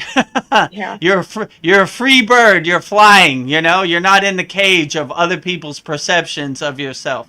So you just let all that go. Like, I don't need this rock. I travel light. I have no baggage. I don't care what anybody thinks. I do what I want. I live my life how I want. I'm free. I'm a free bird. I'm gonna fly high and do whatever I like. And if they don't like it, so what? You know, so be free, my friend Anton. Be free. I don't know. And it's a He's double-edged really sword about like you are motivated to improve yourself, but at the same time, when you improve yourself via the ego, then you're making it worse. You're actually adding more layers to it. You know, like how can you be present? Well, you can be present if you let go of thinking about being present so much. You know, Right. like if you're like, oh, am I present now? Like, it's okay to, think that, but if you dwell on it, it's gonna make it even worse. And that's been my problem in the past as well. And that I'm just, realizing now is we just create all these layers. It's like, it's a layer of, okay, I have anxiety, and then another layer of why do I have anxiety? And I shouldn't have anxiety. What can I do about this? What's my problem? What do I have to go to a therapist? And you're adding like all these layers when you're trying to figure it out, when actually you could just realize that the mind's never going to figure it out. The mind's always going to add more layers. And so you don't need less, you don't need more thinking, more figuring out. You mean less. You need to just let it go. And like it seems too simple for the mind to accept. Just let it go, right? And just let go and let God. But that's really what you have to do. And then eventually, if you can let go of like what other people think of you, then you can maybe realize that you're letting go of what your ego thinks about yourself. And and once you let go of yourself, as in the ego self, then it's much easier to get past this thinking. And for me too, I'm sort of an air element person, and so I constantly have a sort of stream of ideas or thoughts or whatever. And if I think to myself like, I shouldn't be having these thoughts, that makes it even worse because you're trying to bottle up your consciousness. Like, I'm having these thoughts, I shouldn't be having these thoughts. And now there's double the the amount of thoughts. There's thoughts saying I should have thoughts, there's thoughts saying I shouldn't have thoughts. And so like you're adding more confusion, you're adding more ego traffic into your consciousness basically. And so for me, I just accept that even if I'm thinking a lot, I'm just like, yeah, it's all good. And I just let it flow. And that's opened me up to some divine inspirations if I just let it be as it is. And then, for me, I've just gradually progressed to just, like Vedagurudev said, not caring, you know, like, and once because all these thoughts that are not controlled, these are the ego saying, I don't accept what's going on right now. Mm. And even if something is like really bad and you have a really difficult challenge, there's no reason you can't accept it. I mean, with your consciousness, there's no reason you can't accept it. And if you do accept it, that challenge is going to be much easier to prevail over.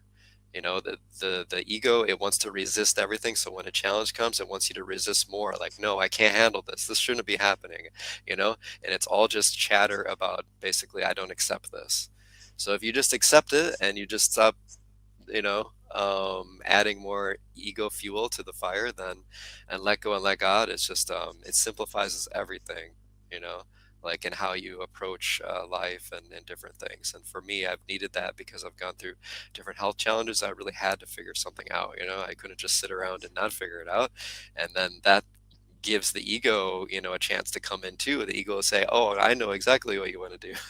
And but so you have to have discernment with that. And for me, when I just can let go, then I will get like some, divine inspiration.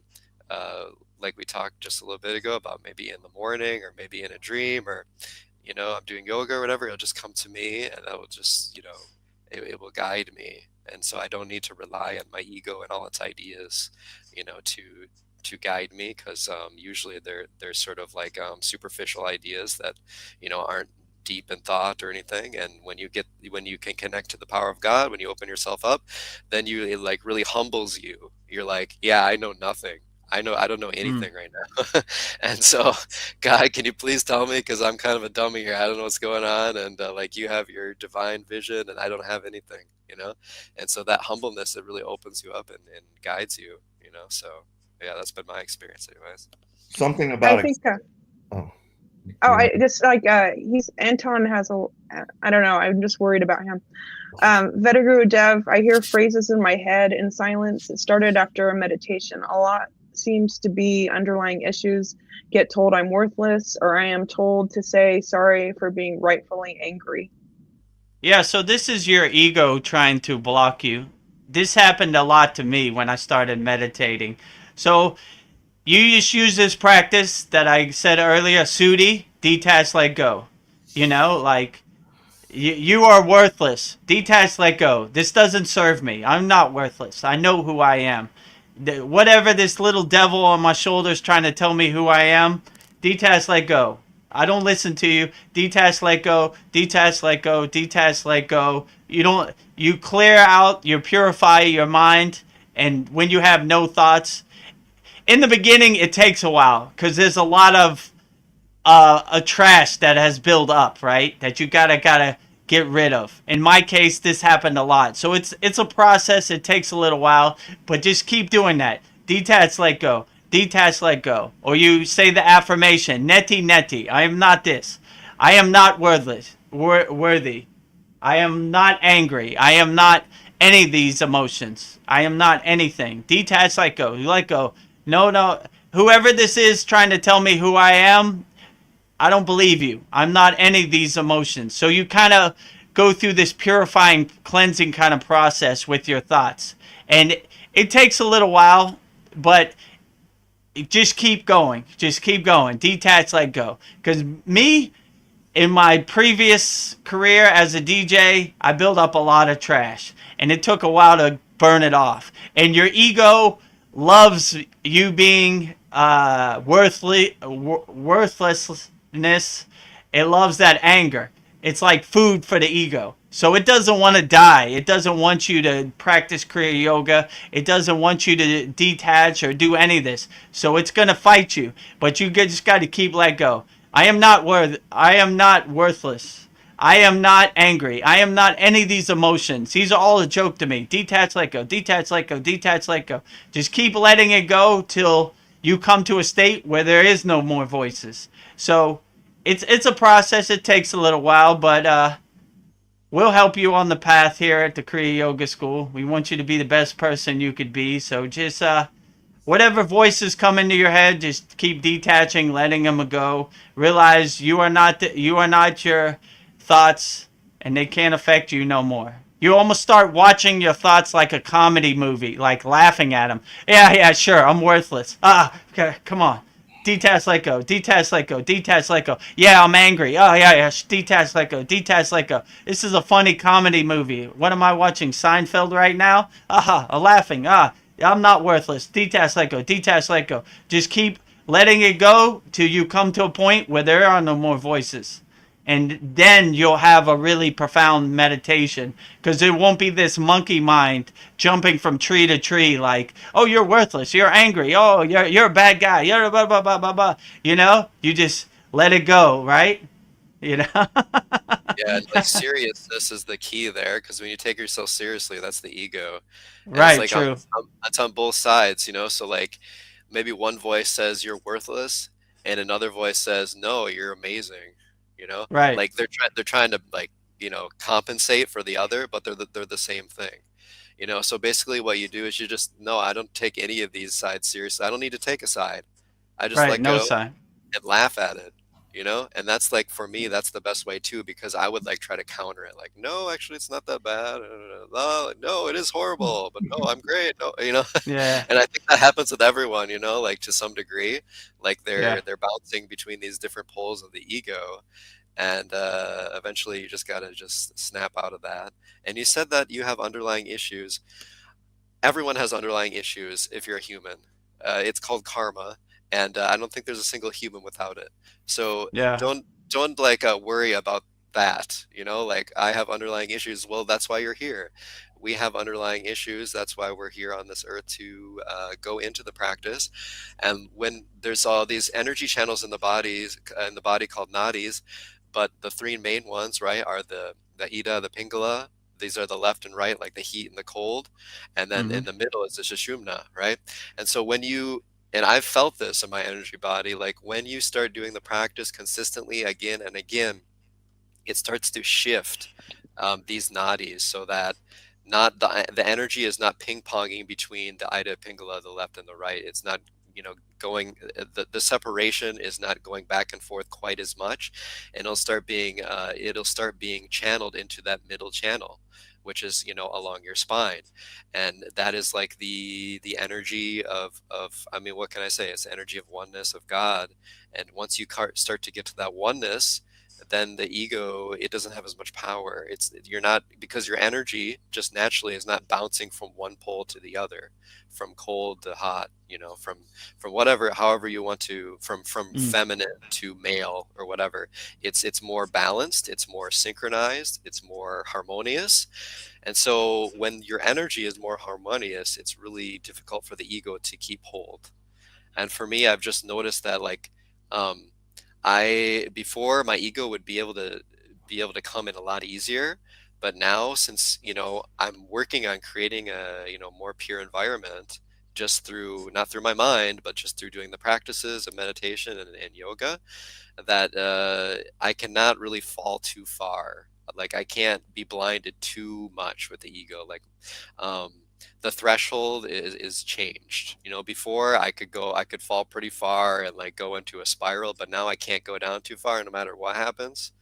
You know, like even if I was like hospitalized or something like that, I wouldn't fall too far, because like that energy is just flowing appropriately. So when the energy is flowing appropriately, you're going to have an easier time seeing the ego and dispelling all its myths and theories and all this stuff. So that's been my experience. So it's not really going to help to talk about it as much as just doing it, doing the practice.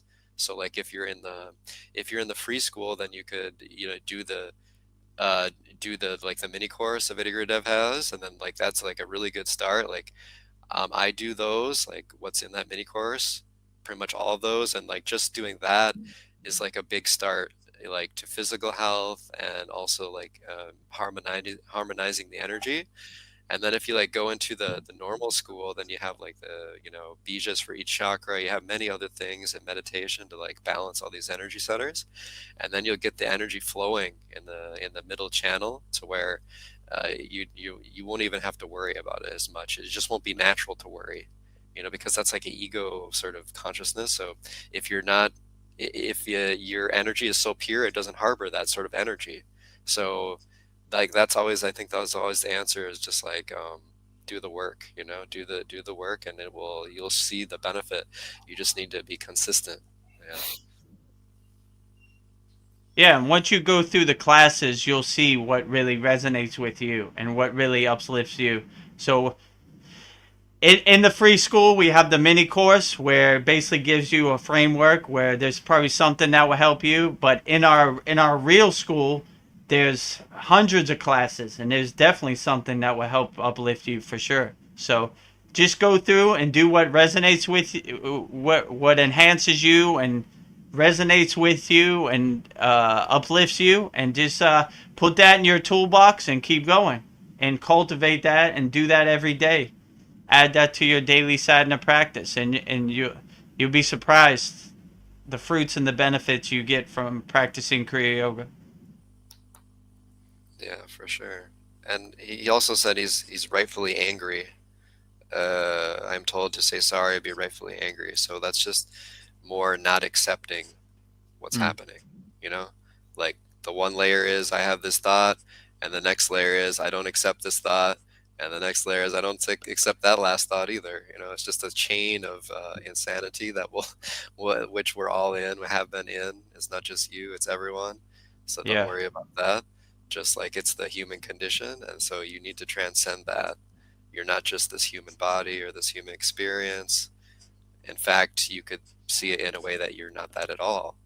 You're connected to everything, and to whittle down your consciousness to this little human form is pathetic. It's not what we are. So Something I want to say about acceptance, and I heard this either through Bashar or through R.J. Spina. They like to use the term instead of acceptance as allowance, because acceptance sounds kind of like a permanent situation, whereas allowance, if it's something bad, like I'm doing with my eyes, like I'm in allowance of it right now, but I have expectations that it's going to get better, and this too shall pass. So they like to use that I term. like acceptance better. It's just your preference, Of course. Yeah, because acceptance, like, I don't know how you can you pervert acceptance? Like, I accept it. How can you pervert that with your mind? I don't get it. It just sounds more permanent, so I kind of like what But they that's have. good if it's permanent. Yeah. I Well, accept it like forever. my eye condition, I accept it, and it's never going to change. I'll just No, keep it like yeah. this, but Yeah, okay. You found a way to pervert it. All right, I got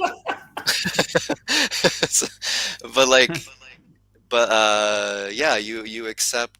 If you accept it, doesn't mean it's gonna never change. Because if you think it's never gonna change, that's a projection. That's like another layer. Like, I accept that I'm never gonna get better. That's like the ego, like, coming in.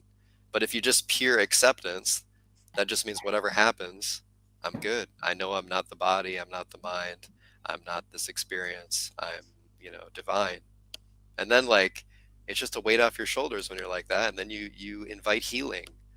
If you can just say I'm none of this, and it's all good.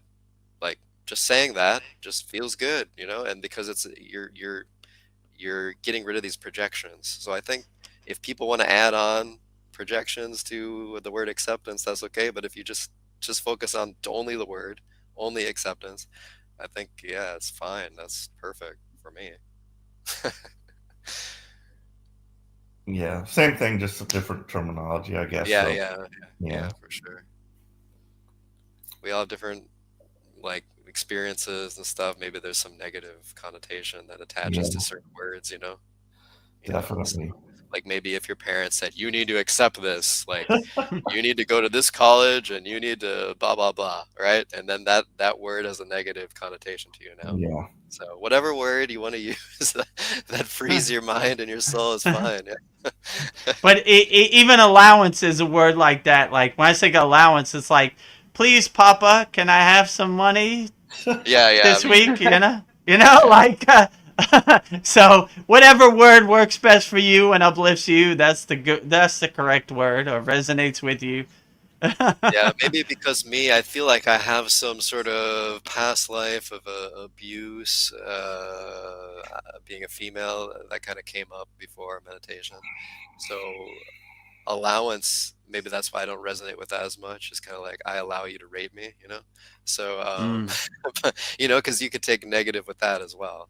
So yeah, just yeah. whatever word, like some people like to say surrender, Yeah. you know, before I was sensitive to that. But I think once you like actually clear yourself out, every word is fine. You Yeah, know, yeah. like in the beginning, you have all these attachments, so it's like that triggers that attachment, and that triggers that one. But then you like just feel good with everything, and then you don't, you know, it doesn't matter what word you use, you can turn it into something good, and that's like Yeah, true. the, you know, the alchemy. Right, the alchemy that's working in like live time. It's like you're harboring that beautiful pure energy. It's just going to transform everything into something divine. But if it's the opposite, if the ego is like your energy flow, then it's going to look at everything negative of every word, you know? So that's just the nature of the ego, I think.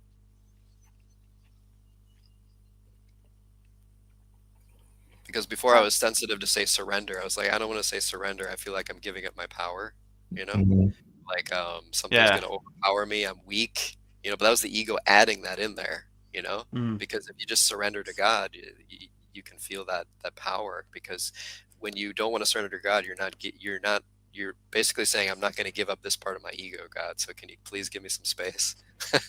You know, yeah. I need to have a little bit of ego, God. You just back away, give me space. But like when you like let go of that too, it's like, oh yeah, my experience is actually an illusion as well. So I don't need to, I can let that go, you know, and I can surrender to God, no problem. So I don't have a problem saying surrender now. It's all good. Yeah, it feels Yeah. good.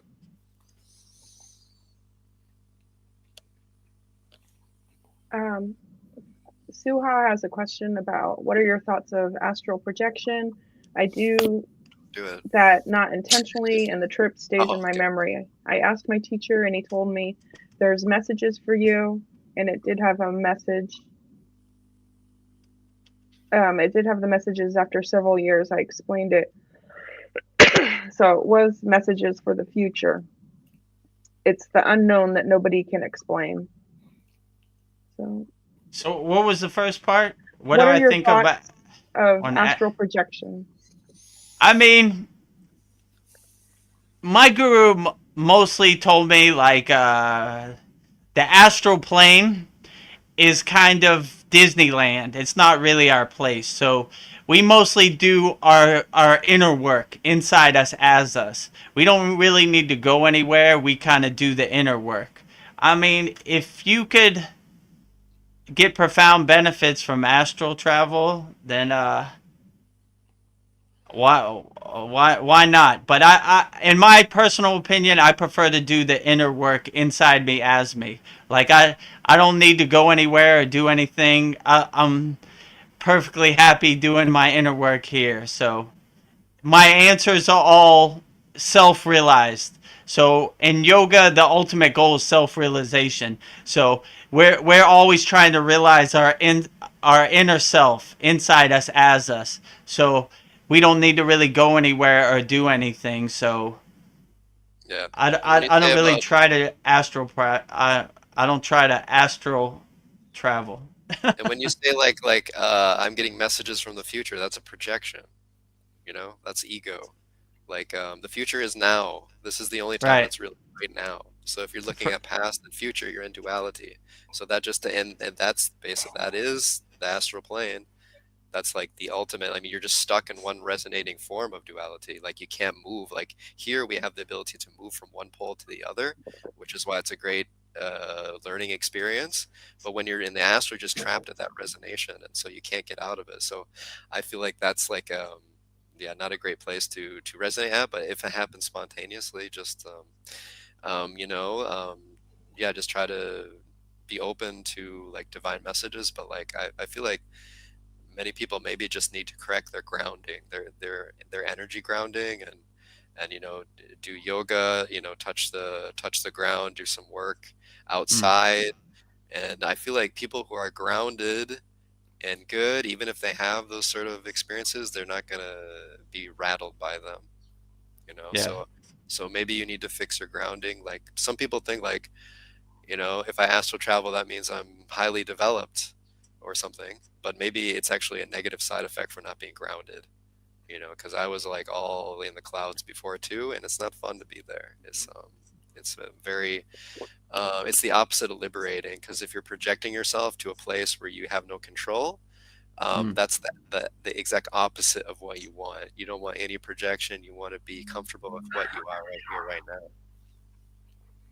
Yeah, I had a Yeah, like friend who had out of body experiences, but it was involuntary, you know. So he also has like these dreams, weird dreams, like he's in this alien place, and he thinks it's like a parallel reality that he's like experiencing simultaneously, and somehow he's connected with that on some level. But his out of body experiences that he told me about, kind of, that's how we became friends. Talking, he was one of my customers, but talking about that, he got scared. He didn't know how to get back. He saw his body. He didn't know how to get back in. And after he got a little bit comfortable, he like could stick his head into a wall and look in between it, and yeah, stuff like that. But it's not something he was trying to do.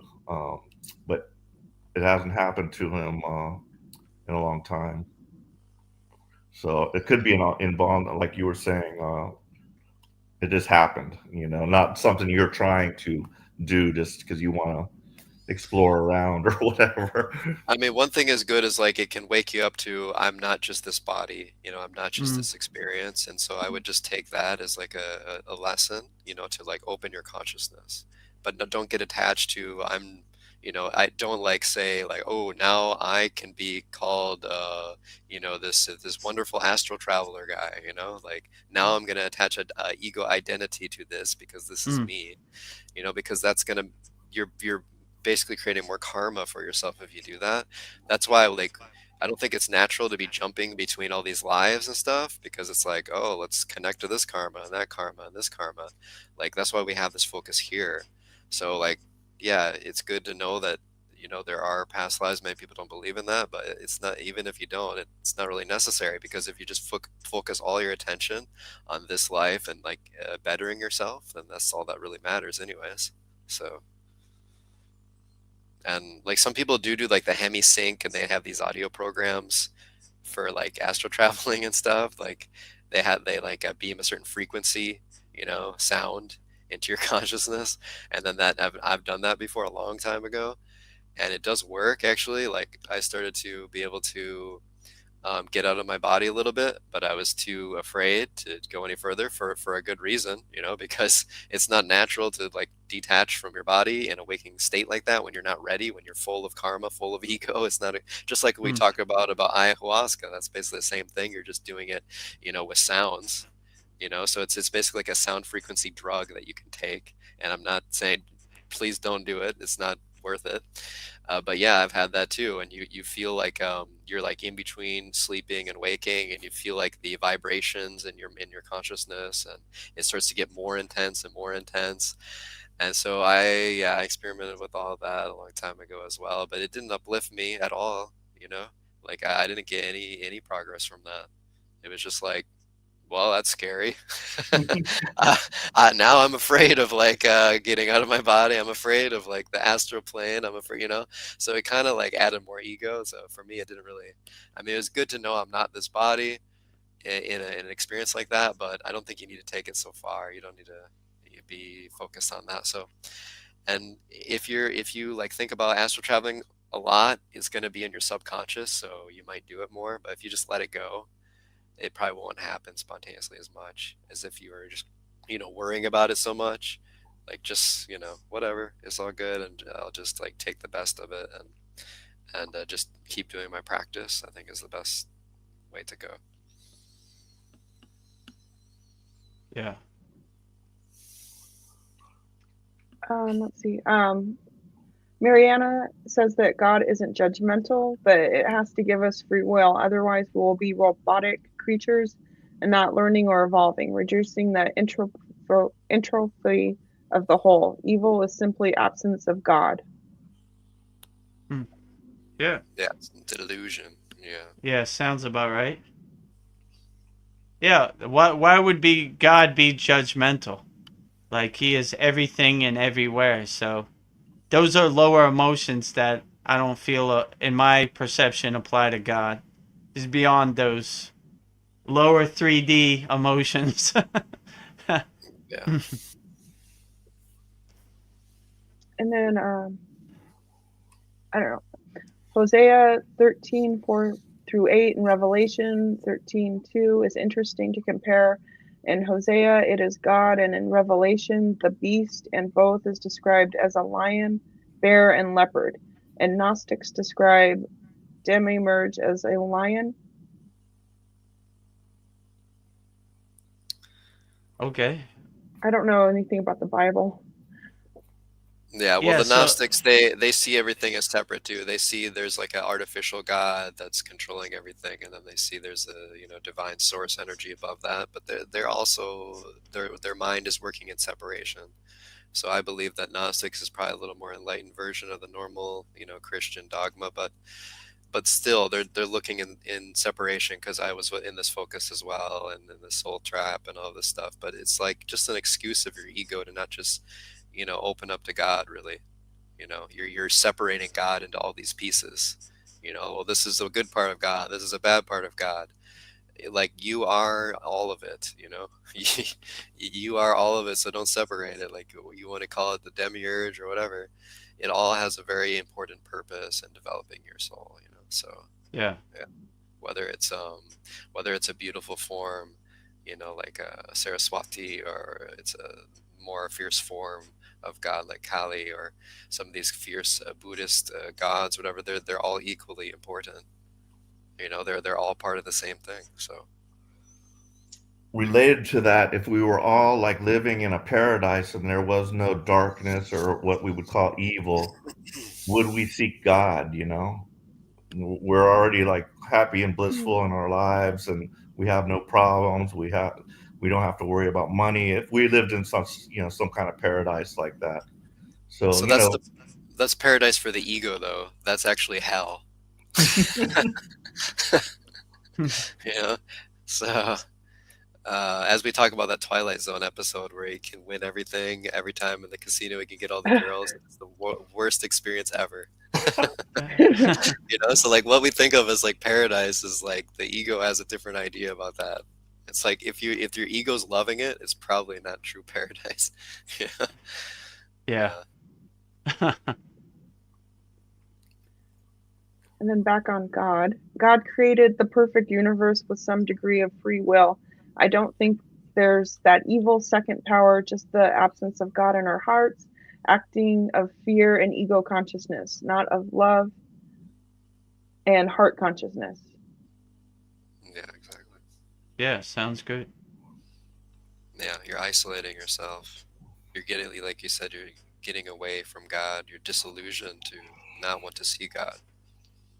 You know, so you're creating all these separations that are not there.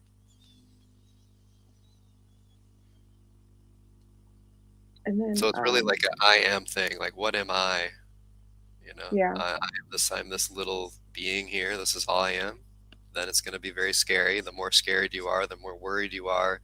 You know, the more jealous you are, the more anger you are, whatever negative, unbalanced emotion, that just makes you more disillusioned, more further away from seeing God. It doesn't mean you're not part of God. You just refuse to see Him, basically, or see it, or however you want to say it.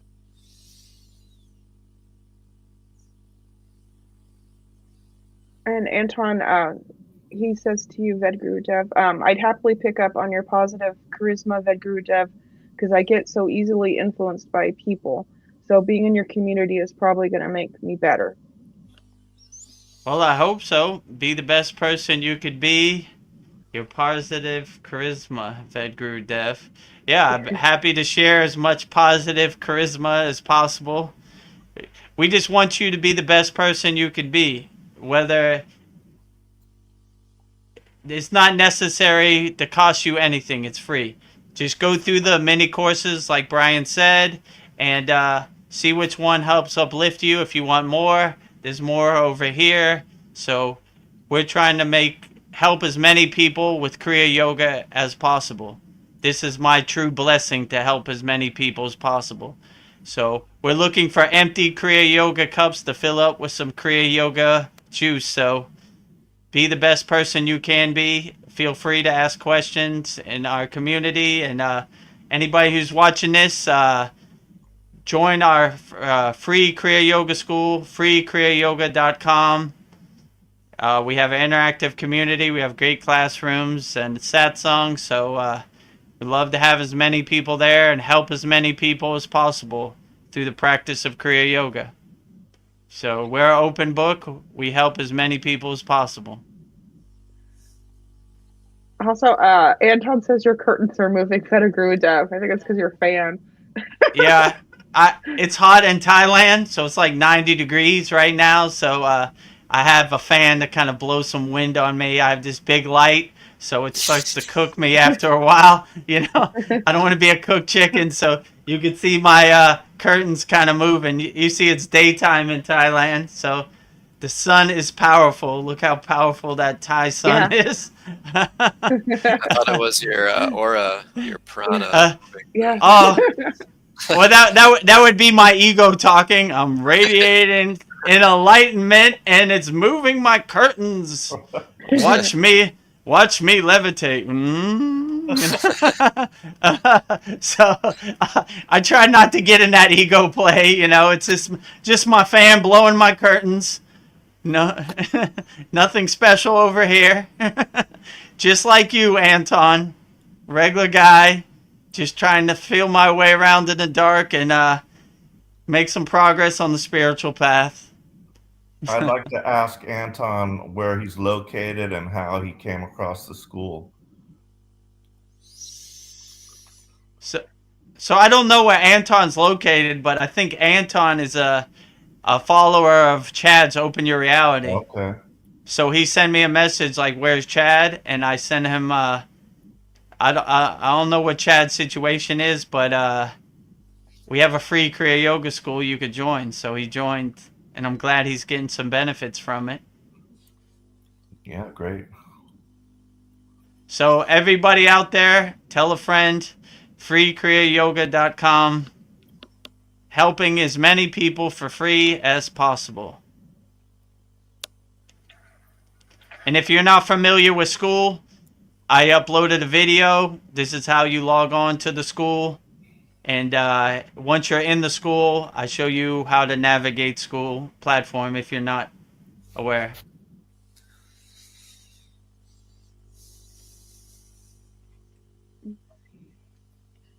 Suha, she had to go.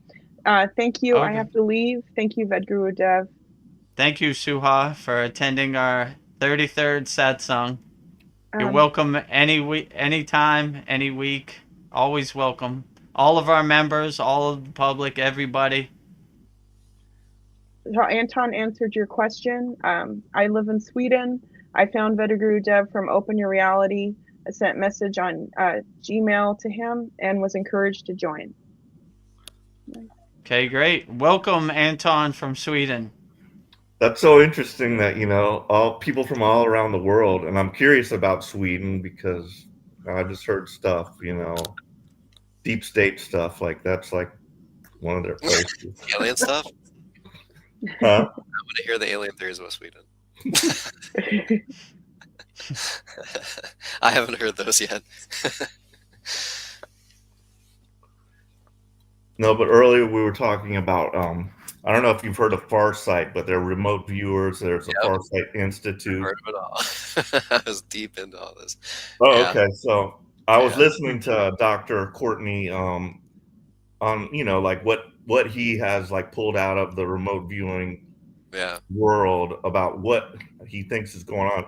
And he purports that he's not from this, you know, he calls this prison planet. He says he's not, him and his son are not from here. They came in from the outside, because once you get in, he says it's very hard to get out because of the, you know, love thing. But, you know, this is just what he says. But what I liked about, well, and he says, you know, there's no beings such as angels, and everybody, it's just all people with basically just different evolutionary scales of people. There's no, you know, whatever. Yeah, he specifically said angels, but and that something I had heard of was the Akashic records, and he's like, there's no Akashic records because time and space do not exist as, you know, in that realm as we, you know, perceive it here. Everything happens all at once. So if you want to know something, you can just go back to it because it's still happening right now, future and past all at the same time. And, you know, very interesting stuff. And just about, you know, infinity. We cannot wrap our mind about it, that we're infinite, you know, infinitely big, infinitely small. I sometimes just wonder if I'm even moving anywhere. Everything might just be being projected in front of me, and I'm just, you know, we're all just at this one point of God, you know. So weird stuff, but yeah, I see where he's coming from with that, because I mean, like, but you can't really say like this is true and this is not true, because it's like both of them are true based on your projection, your perspective. True. You know, so like if you say like there's not Akashic records, at the ultimate level it's all one, so that's technically true, right? I mean, everything's happening at once, there's no past or whatever. But then at the same time, if you're in that level of ego, that is true for you. So it's sort of, yeah. I think he was the one where wasn't he like he had some special camera and he's like looking at UFOs. Oh yeah. That was the one, right? Yeah. And he was posting them on I don't know what social media platform. And Instagram, yeah. I checked out a few of those, but yeah, they did something to the camera to where it could pick up cloaked vehicle, you know, cloaked spaceships and stuff. Yeah. Sorry, Courtney, I unsubscribed a while ago, but I know some of your insights are maybe helpful for people, you know, like especially for people who are stuck in like this consciousness of this is my life, you know. It's good to open your mind, you know, and then see where God takes it, you know. So, yeah. But yeah. Anton says priority right now, be in present moment and take the advice from Vedguru Dev. Do not care what people around me think all the time. I am in the present moment. Those thoughts may not even show up. Great. Yeah, sounds like good advice from Vedguru. And you must kiss his feet if you meet him. No, don't kiss my feet. Not necessary. You must wash his car once a month. Not necessary. Yeah, so just stay in the present moment. Realize none of this serves you in the present moment. What other people think, it's none of your business. Just be as happy and enjoy the present moment as possible. So yeah, that's good advice from myself. Yeah. I'm trying to stay out of the ego play, you know. I met Vinegar Dev and he didn't make me kiss his feet, so don't worry. Yeah, Brian has met me in person in Thailand, and I didn't make Brian wash my car or kiss his feet. It's a highly unnecessary, you know. So any guru makes you wash his car or kiss his feet, question that guru. Was there a bro hug or a handshake or what was there? Oh yeah, but it wasn't forced. Yeah, there was definitely a bro hug. There was definitely a lot of love going around, you know. But it wasn't forced, like Brian said. You know, it was natural. Yeah, I wasn't like, ew, I gotta hug you, like seriously. It was like I was hugging him. I felt like he wasn't even hugging me. I was like hugging him. I don't know what's happening. I was in another another parallel universe or something. I think you even told me, like, I tried to shake your hand and said, brothers don't shake hands, we hug. And I was like, okay, you're right. You know.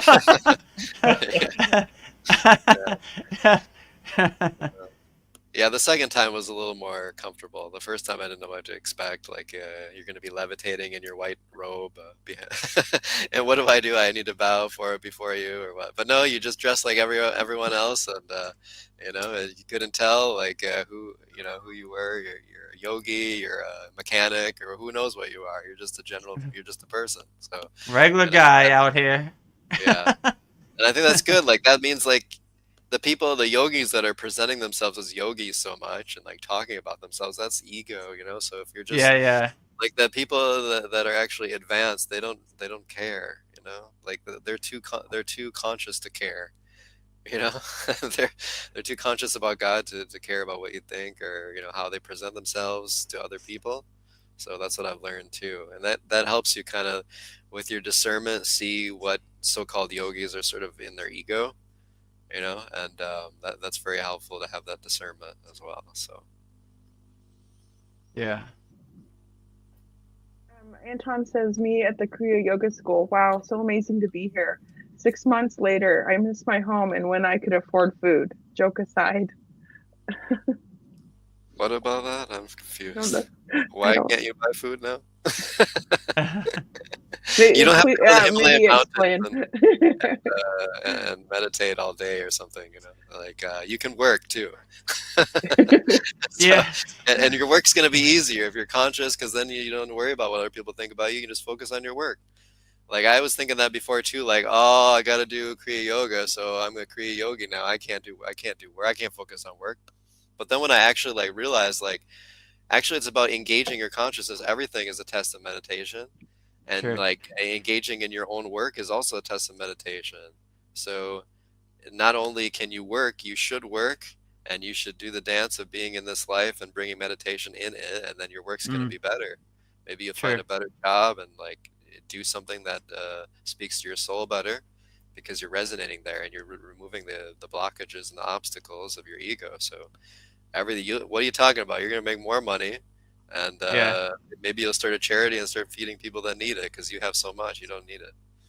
So Yeah, and in yoga they say in the world but not of the world.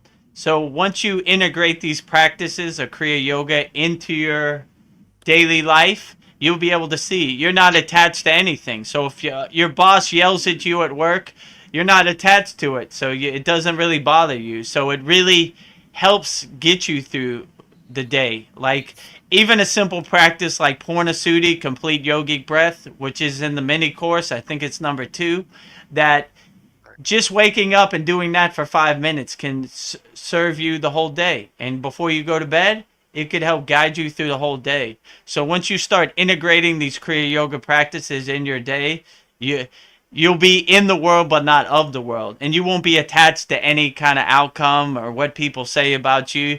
You'll just kind of walk through life like the guiding light, and the darkness around you won't affect you. So you could still work. I realized that too. Like I wanted to be in the Himalayan mountains and meditate all day and do everything, but I realized my place was more in the world and not of the world. So now I'm trying to help people like you, Anton, see they can integrate Kriya Yoga into their daily life. And Kriya Yoga is for everybody. Not only not only for yogis. You don't have to meditate all day. You could do a simple meditation for 5 minutes and it could guide you through the whole day.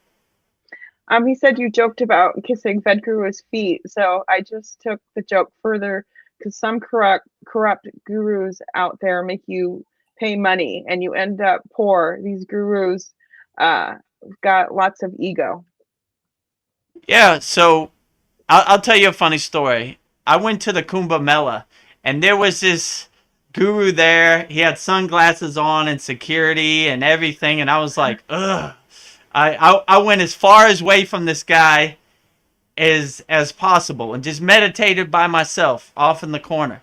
So when I came out of my meditation, there was everybody who was surrounding him around me, and I was like, where'd all these people come from? And they were like, we enjoyed your energy way more than him. And he was kind of mad at me, like, don't you know I'm an enlightened being? And I was like, so we just want you to be the best person you could be at the Kriya Yoga School. You know, if you want to go to the paid community, there's over 100 courses and classes and all kinds of stuff, but it's not necessary.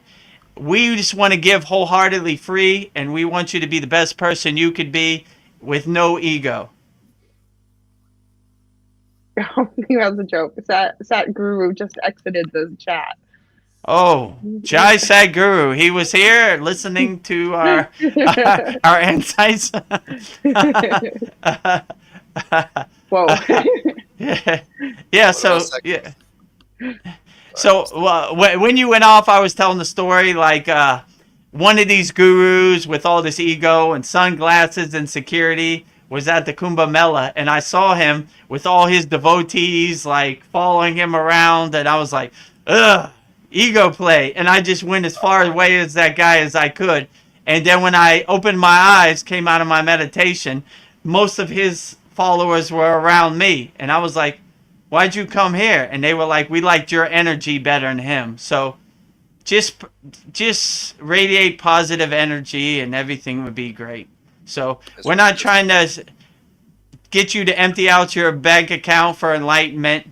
No need here. Everything is free. If you want to go to the paid, that's fine. If you don't, that's perfectly fine.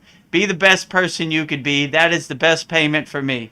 Kriya Yoga has helped me and so much of our members at the Kriya Yoga School. We wanted to help you, and we wanted to integrate it in your life and be the best person you could be. No money required. Yeah, people are attracted to authenticity. Yeah. And it's very difficult to find that. Authenticity is in high demand in this world because there's a bunch of fakers, a bunch of posers, a bunch of charlatans. But like it's most people, if we're honest. I mean, Sure. And not even, and some of them probably aren't even conscious. They're just doing what other people are doing. They're just following. Like, this is what we do. We try to steal people's money. It's just what we do, But this is authentic energy. And that's why people were attracted to Vedic Guru Dev. He wasn't inviting that, and that's probably when ironically when you do invite it is when you don't care if other people are following you or not. You're just it's just that authentic energy that you have, And I think Vedic Guru Dev, you're so inclusive that your particular energy is very inclusive, so it is inviting. But that doesn't mean other yogis might be more fierce, and maybe they're not quite as inviting, but they're also authentic and divine, so it's not it's not about these superficial wants of our ego. It's really about that deep form of authenticity. It's sometimes easier to see than other times, but like I'm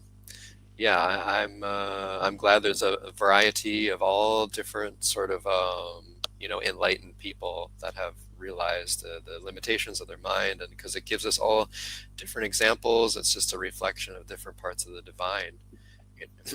So and then it's easier, like even if there are some like charlatans, you can see the good in them too, that it's easy to get caught up in the ego, and it's very difficult to unravel it, so everyone's in that challenge, so it's all good.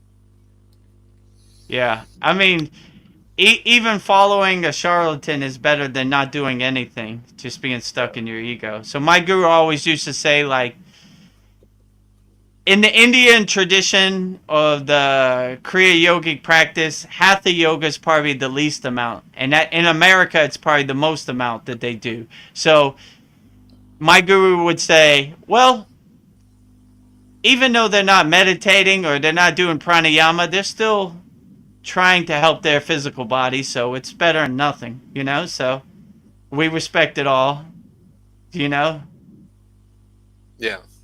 it's about the intention is not quite as deep, right? Because when I did yoga before, like a lot of the yoga I'm doing, I'm kind of mixing some of what you taught us, Vedic Guru Dev, in the Kriya Yoga School, but I've done yoga for a while, and there's some things that just work for me that I do, that I have been doing, so I kind of mix it all together. And but the difference is, it's like a spiritual experience now when I do it. I'm really relaxing, and I feel I'm intentionally connecting with God when I go through these stretches, when I go through these postures. When before it was just like, this is what I do to feel good for my body, and And then, earlier in my life, when I was younger, of course, it's more like, how can I impress girls? That's like the only reason you do it. If we're honest, it's like, I don't really even care about my body, just how other people want to see it. I don't care. I'm young, I'm healthy enough, whatever. That's not a focus. So, but as you get older, you kind of get, hopefully get wiser and see your ego more clearly. Yeah. And then, but before Kriya, it was kind of like, well, it makes me healthy and stuff. And then after, now it's a deep spiritual experience. It's like a moving meditation, sort of a restorative sort of a process. So yeah, it's really transformational when you combine the different elements of, bhakti, of being devoted to God and praising God through different mantras. And at the same time, you have your meditation practice, and you combine that with hatha yoga, and they all work synchronistically and very powerfully when you put them together. So, Anton says I definitely need to get out of my ego, because I am literally sitting here worrying about what you all think about my messages, and you guys already moved on from that. Well, that's good. You're reflective. Yeah, that's good to be reflective of that and say, like, I see you, ego. Like, what's the big deal? Like, no one cares. No one cares about you, ego. Go away. Yeah. No judgment at the Kriya Yoga School. We're not judging you at all. So you could let that rock off your back. Travel light, my friend. No judgment here. So you don't need to worry about any of that at the Kriya Yoga School. We accept you how you are. Yeah. But people who do have ego, they'll be like, oh, yeah, like if you go to a psychiatrist, like, oh, that ego is very bad. Let's give you some medication. You are they're just trying to tell you how bad your ego is to grow it further, But we want to do the opposite, like, Yeah. Everyone has problems. Don't worry about it. Just do yoga, do meditation. Right. Connect to God, however you want to. Make it simple. If it doesn't serve you in the present moment, let it go. Doesn't serve you. Thinking what other people more think obvious of you. too. Like if you're doing something so balanced and you have a problem with it, it's your ego. Yeah, true. Like I just want to be in peace right now. No, this is very bad. No. This is gonna make you not good at your work, and no one's gonna like you anymore because you're like this person. You're not this peaceful person. They're not gonna know who you are. It's crazy, The ego is very crazy. It's very deranged and crazy. But once you calm yourself, then you're gonna see that more clearly. Because if you're not calm, you're riding the wave of the ego, which is very there's a lot of turbulence with that wave, But if you ride the wave of God, it's just very seamless, and you can kind of detach from this stuff easier. Yeah, don't sign up to the Kriya Yoga School. Vedguru Dev will make you wash his car. Nope, he didn't. Ego, you're a liar. Liar. Right. I highly doubt he's going to bring his car all the way to Sweden so I could wash it. Ego, you're a liar. Mariana had a dream. I hope comes true. She says, I have a dream. I win the lottery, not millions, but just enough money to pay off my debts and pay for us all to go together with Vedguru Dev to the Himalayas as a group and visit all the beautiful places there, just like in Kyle's video he posted at the Kriya Yoga School. Yes. Great. Yeah, sounds great. I hope you win the Canadian lottery, and we could all have a pilgrimage or a yatra to the Himalayan mountains. That would be outstanding. Yes. All our plane tickets are paid for. I'm putting that into the universe right now. And then Anton just responded to what we were talking about. Is ha ha ha.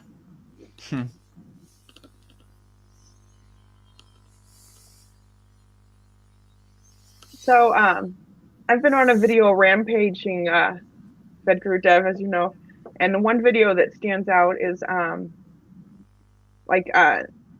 when you acts of kindness, it raises your serotonin levels to be the giver and the receiver, but actually the observer, it raises their serotonin levels.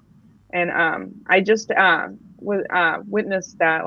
I was in my car driving and somebody's car broke down and he was pushing it and I couldn't help him. And then somebody jumped out of their car and started pushing their car across the traffic.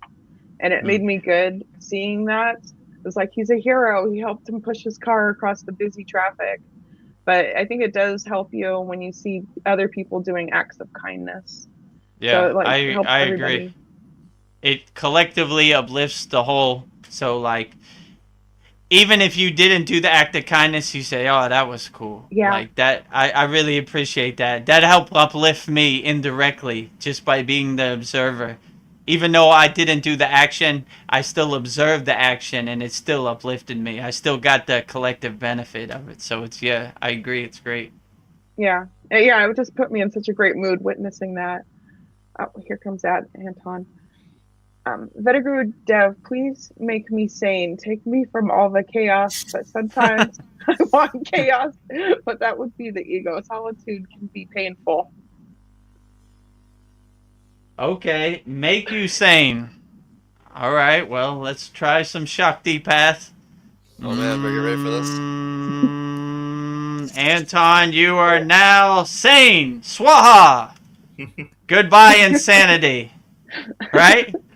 Anton, Jyoti, Jyoti, Jyoti Soyam, Jyoti, Jyoti, Jyoti Param. Swaha. Your insanity no longer serves you. It is burned in the holy yagna flames. Goodbye. Yes, I am sane now. Thank you. It worked. Jai Babaji. Jai Babaji. All the glory to Babaji. Babaji's driving my car. I'm just witnessing him drive around. So all the praise and glory to Babaji. Yeah, I had a kind of you were speaking about the experience that guy that helped push the car, but on my way back from the eye doctor, there was like a homeless guy on the side of the road, and I always usually give to those guys, and so I just gave him like $3, but and then he's like, "Do you pray?"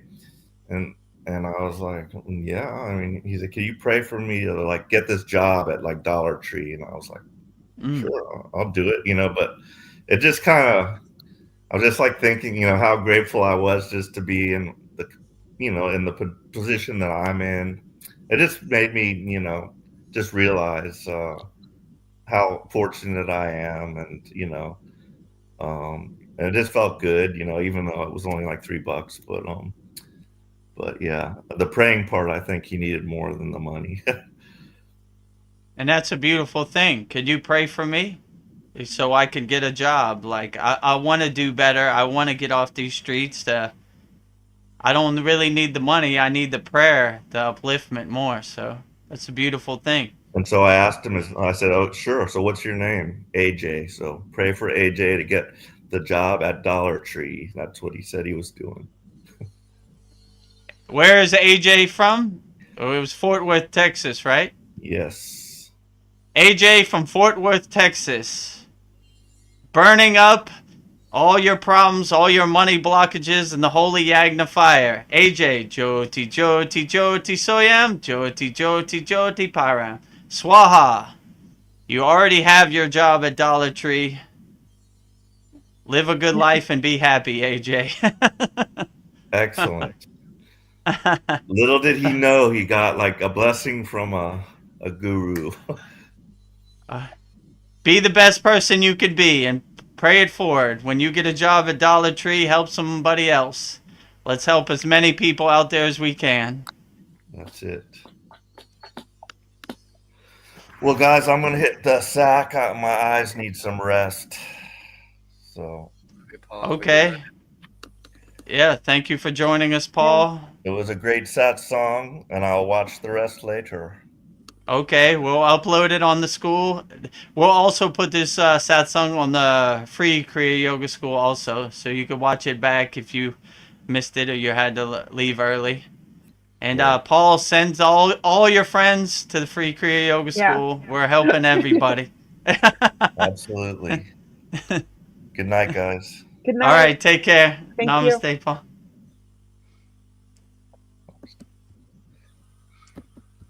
I can't see well enough to close out. Okay, I'll remove you. Okay, yeah. Well, maybe we should wrap it up. I have some commitments today also. I think it's been 3 hours. Okay. I'll just say Anton's last question. Okay, yeah, go ahead. Vedguru Dev, I guess you would never play Grand Theft Auto 6 when it gets released in the fall of 2025. But if you do, you will avoid all main missions and be a peaceful NPC. Yeah, I've never played Grand Theft Auto ever. I mean, I've seen it.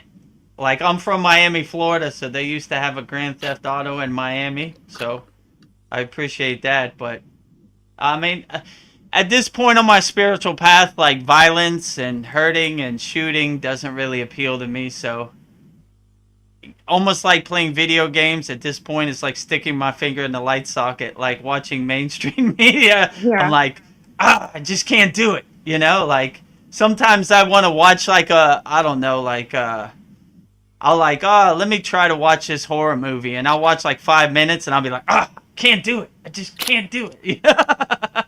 You know, like, so the things that used to resonate with me no longer serve me. Like, so like violence and horror and this type of stuff, or shooting and death and murder is almost like trash to me right now. So I want no part of it, but that's just where I'm at on my spiritual.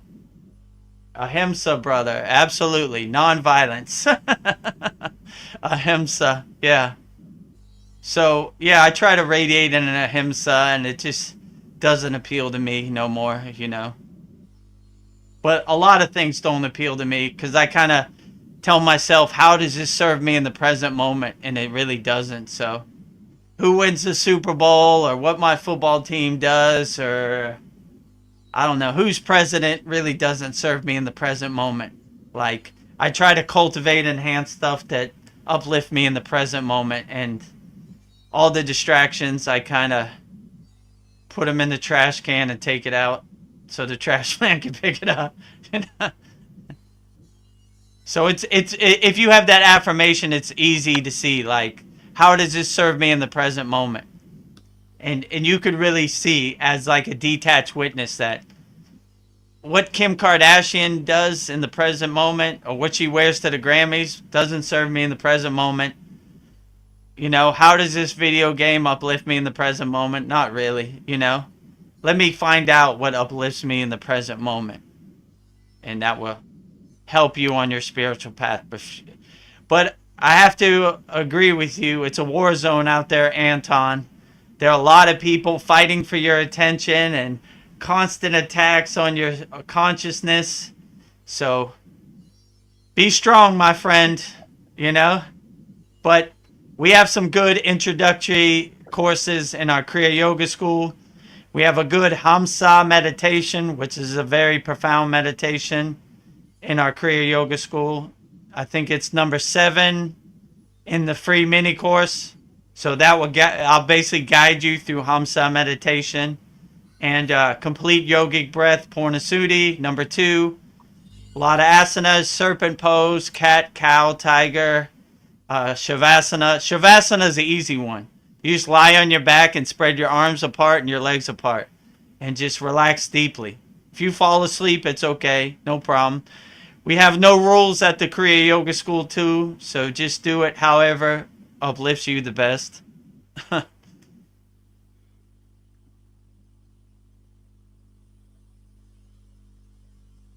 So you, Vedguru Dev, you said that you need to get going, or? Yeah, so if we have no other questions, we could wrap it up.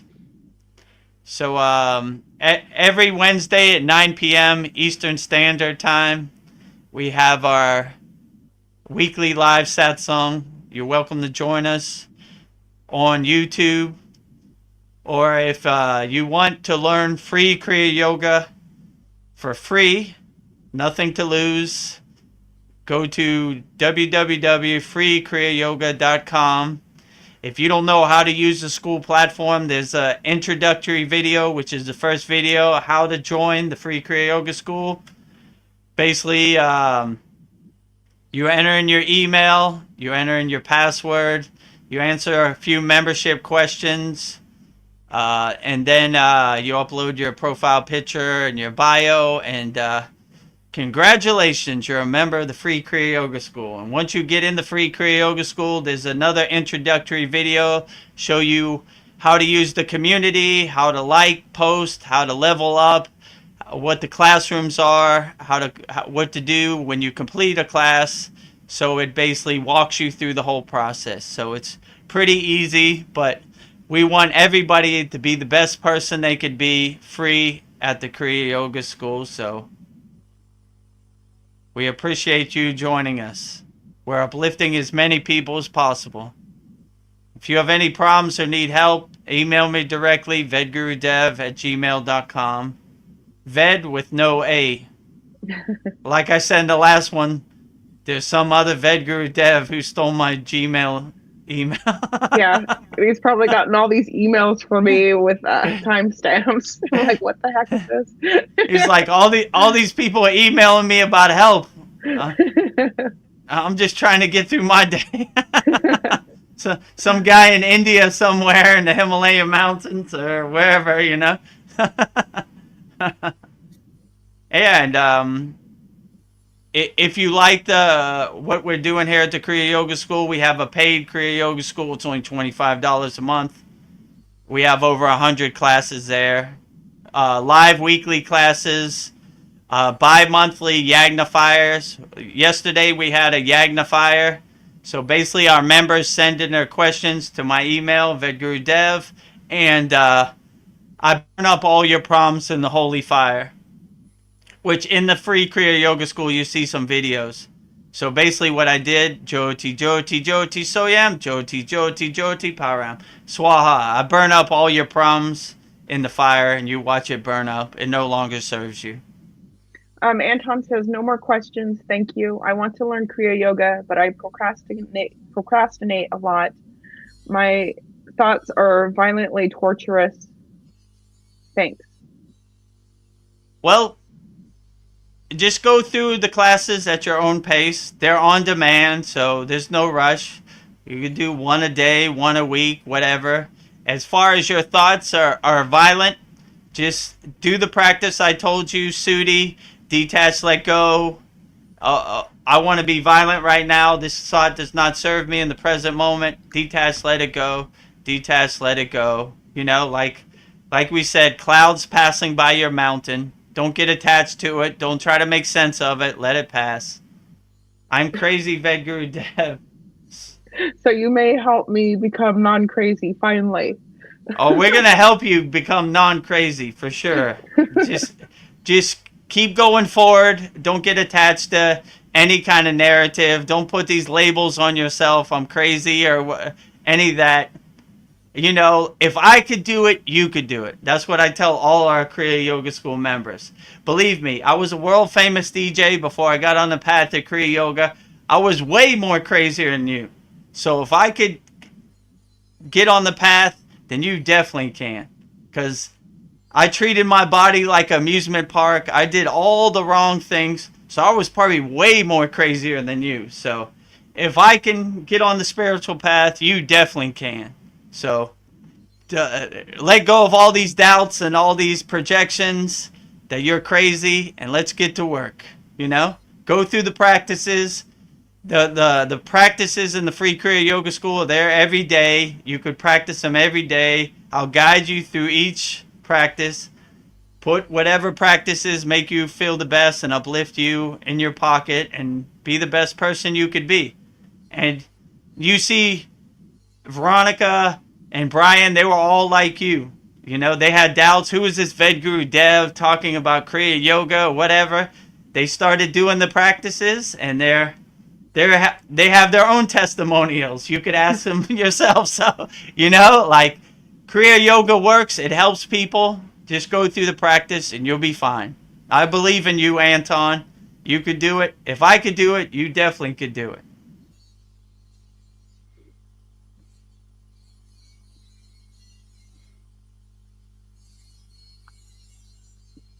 Okay, so I guess that's how we'll end it. And we'll end it on that note.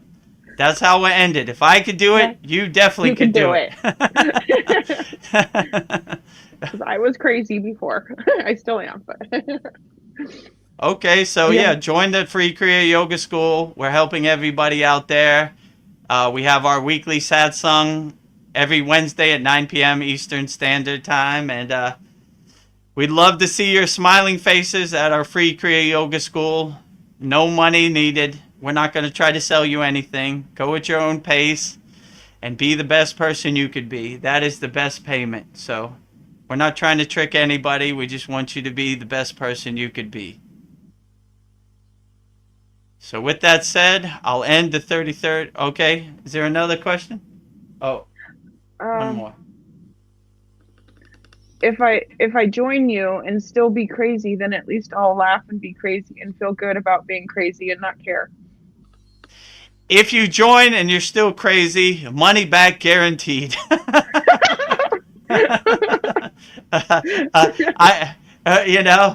I'll do my best to make you non-crazy, money back guaranteed, If you join for free, it costs nothing. So you're guaranteed to get some benefit,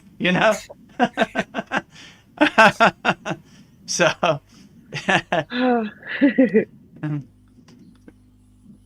all right. So with that said, thank you for joining us, our 33rd Satsang here at the Kriya Yoga School. And tell a friend, join free Kriya, go to www.freekriyayogaschool.com. I mess up my own website. www.freekriyayoga.com. Tell a friend. We're helping everybody with Kriya Yoga, as many people as possible. No cost needed. No payment needed. Nothing. So, with that said, I'll end the 33rd Satsang here at the Kriya Yoga School. Om Shanti Shanti Shanti.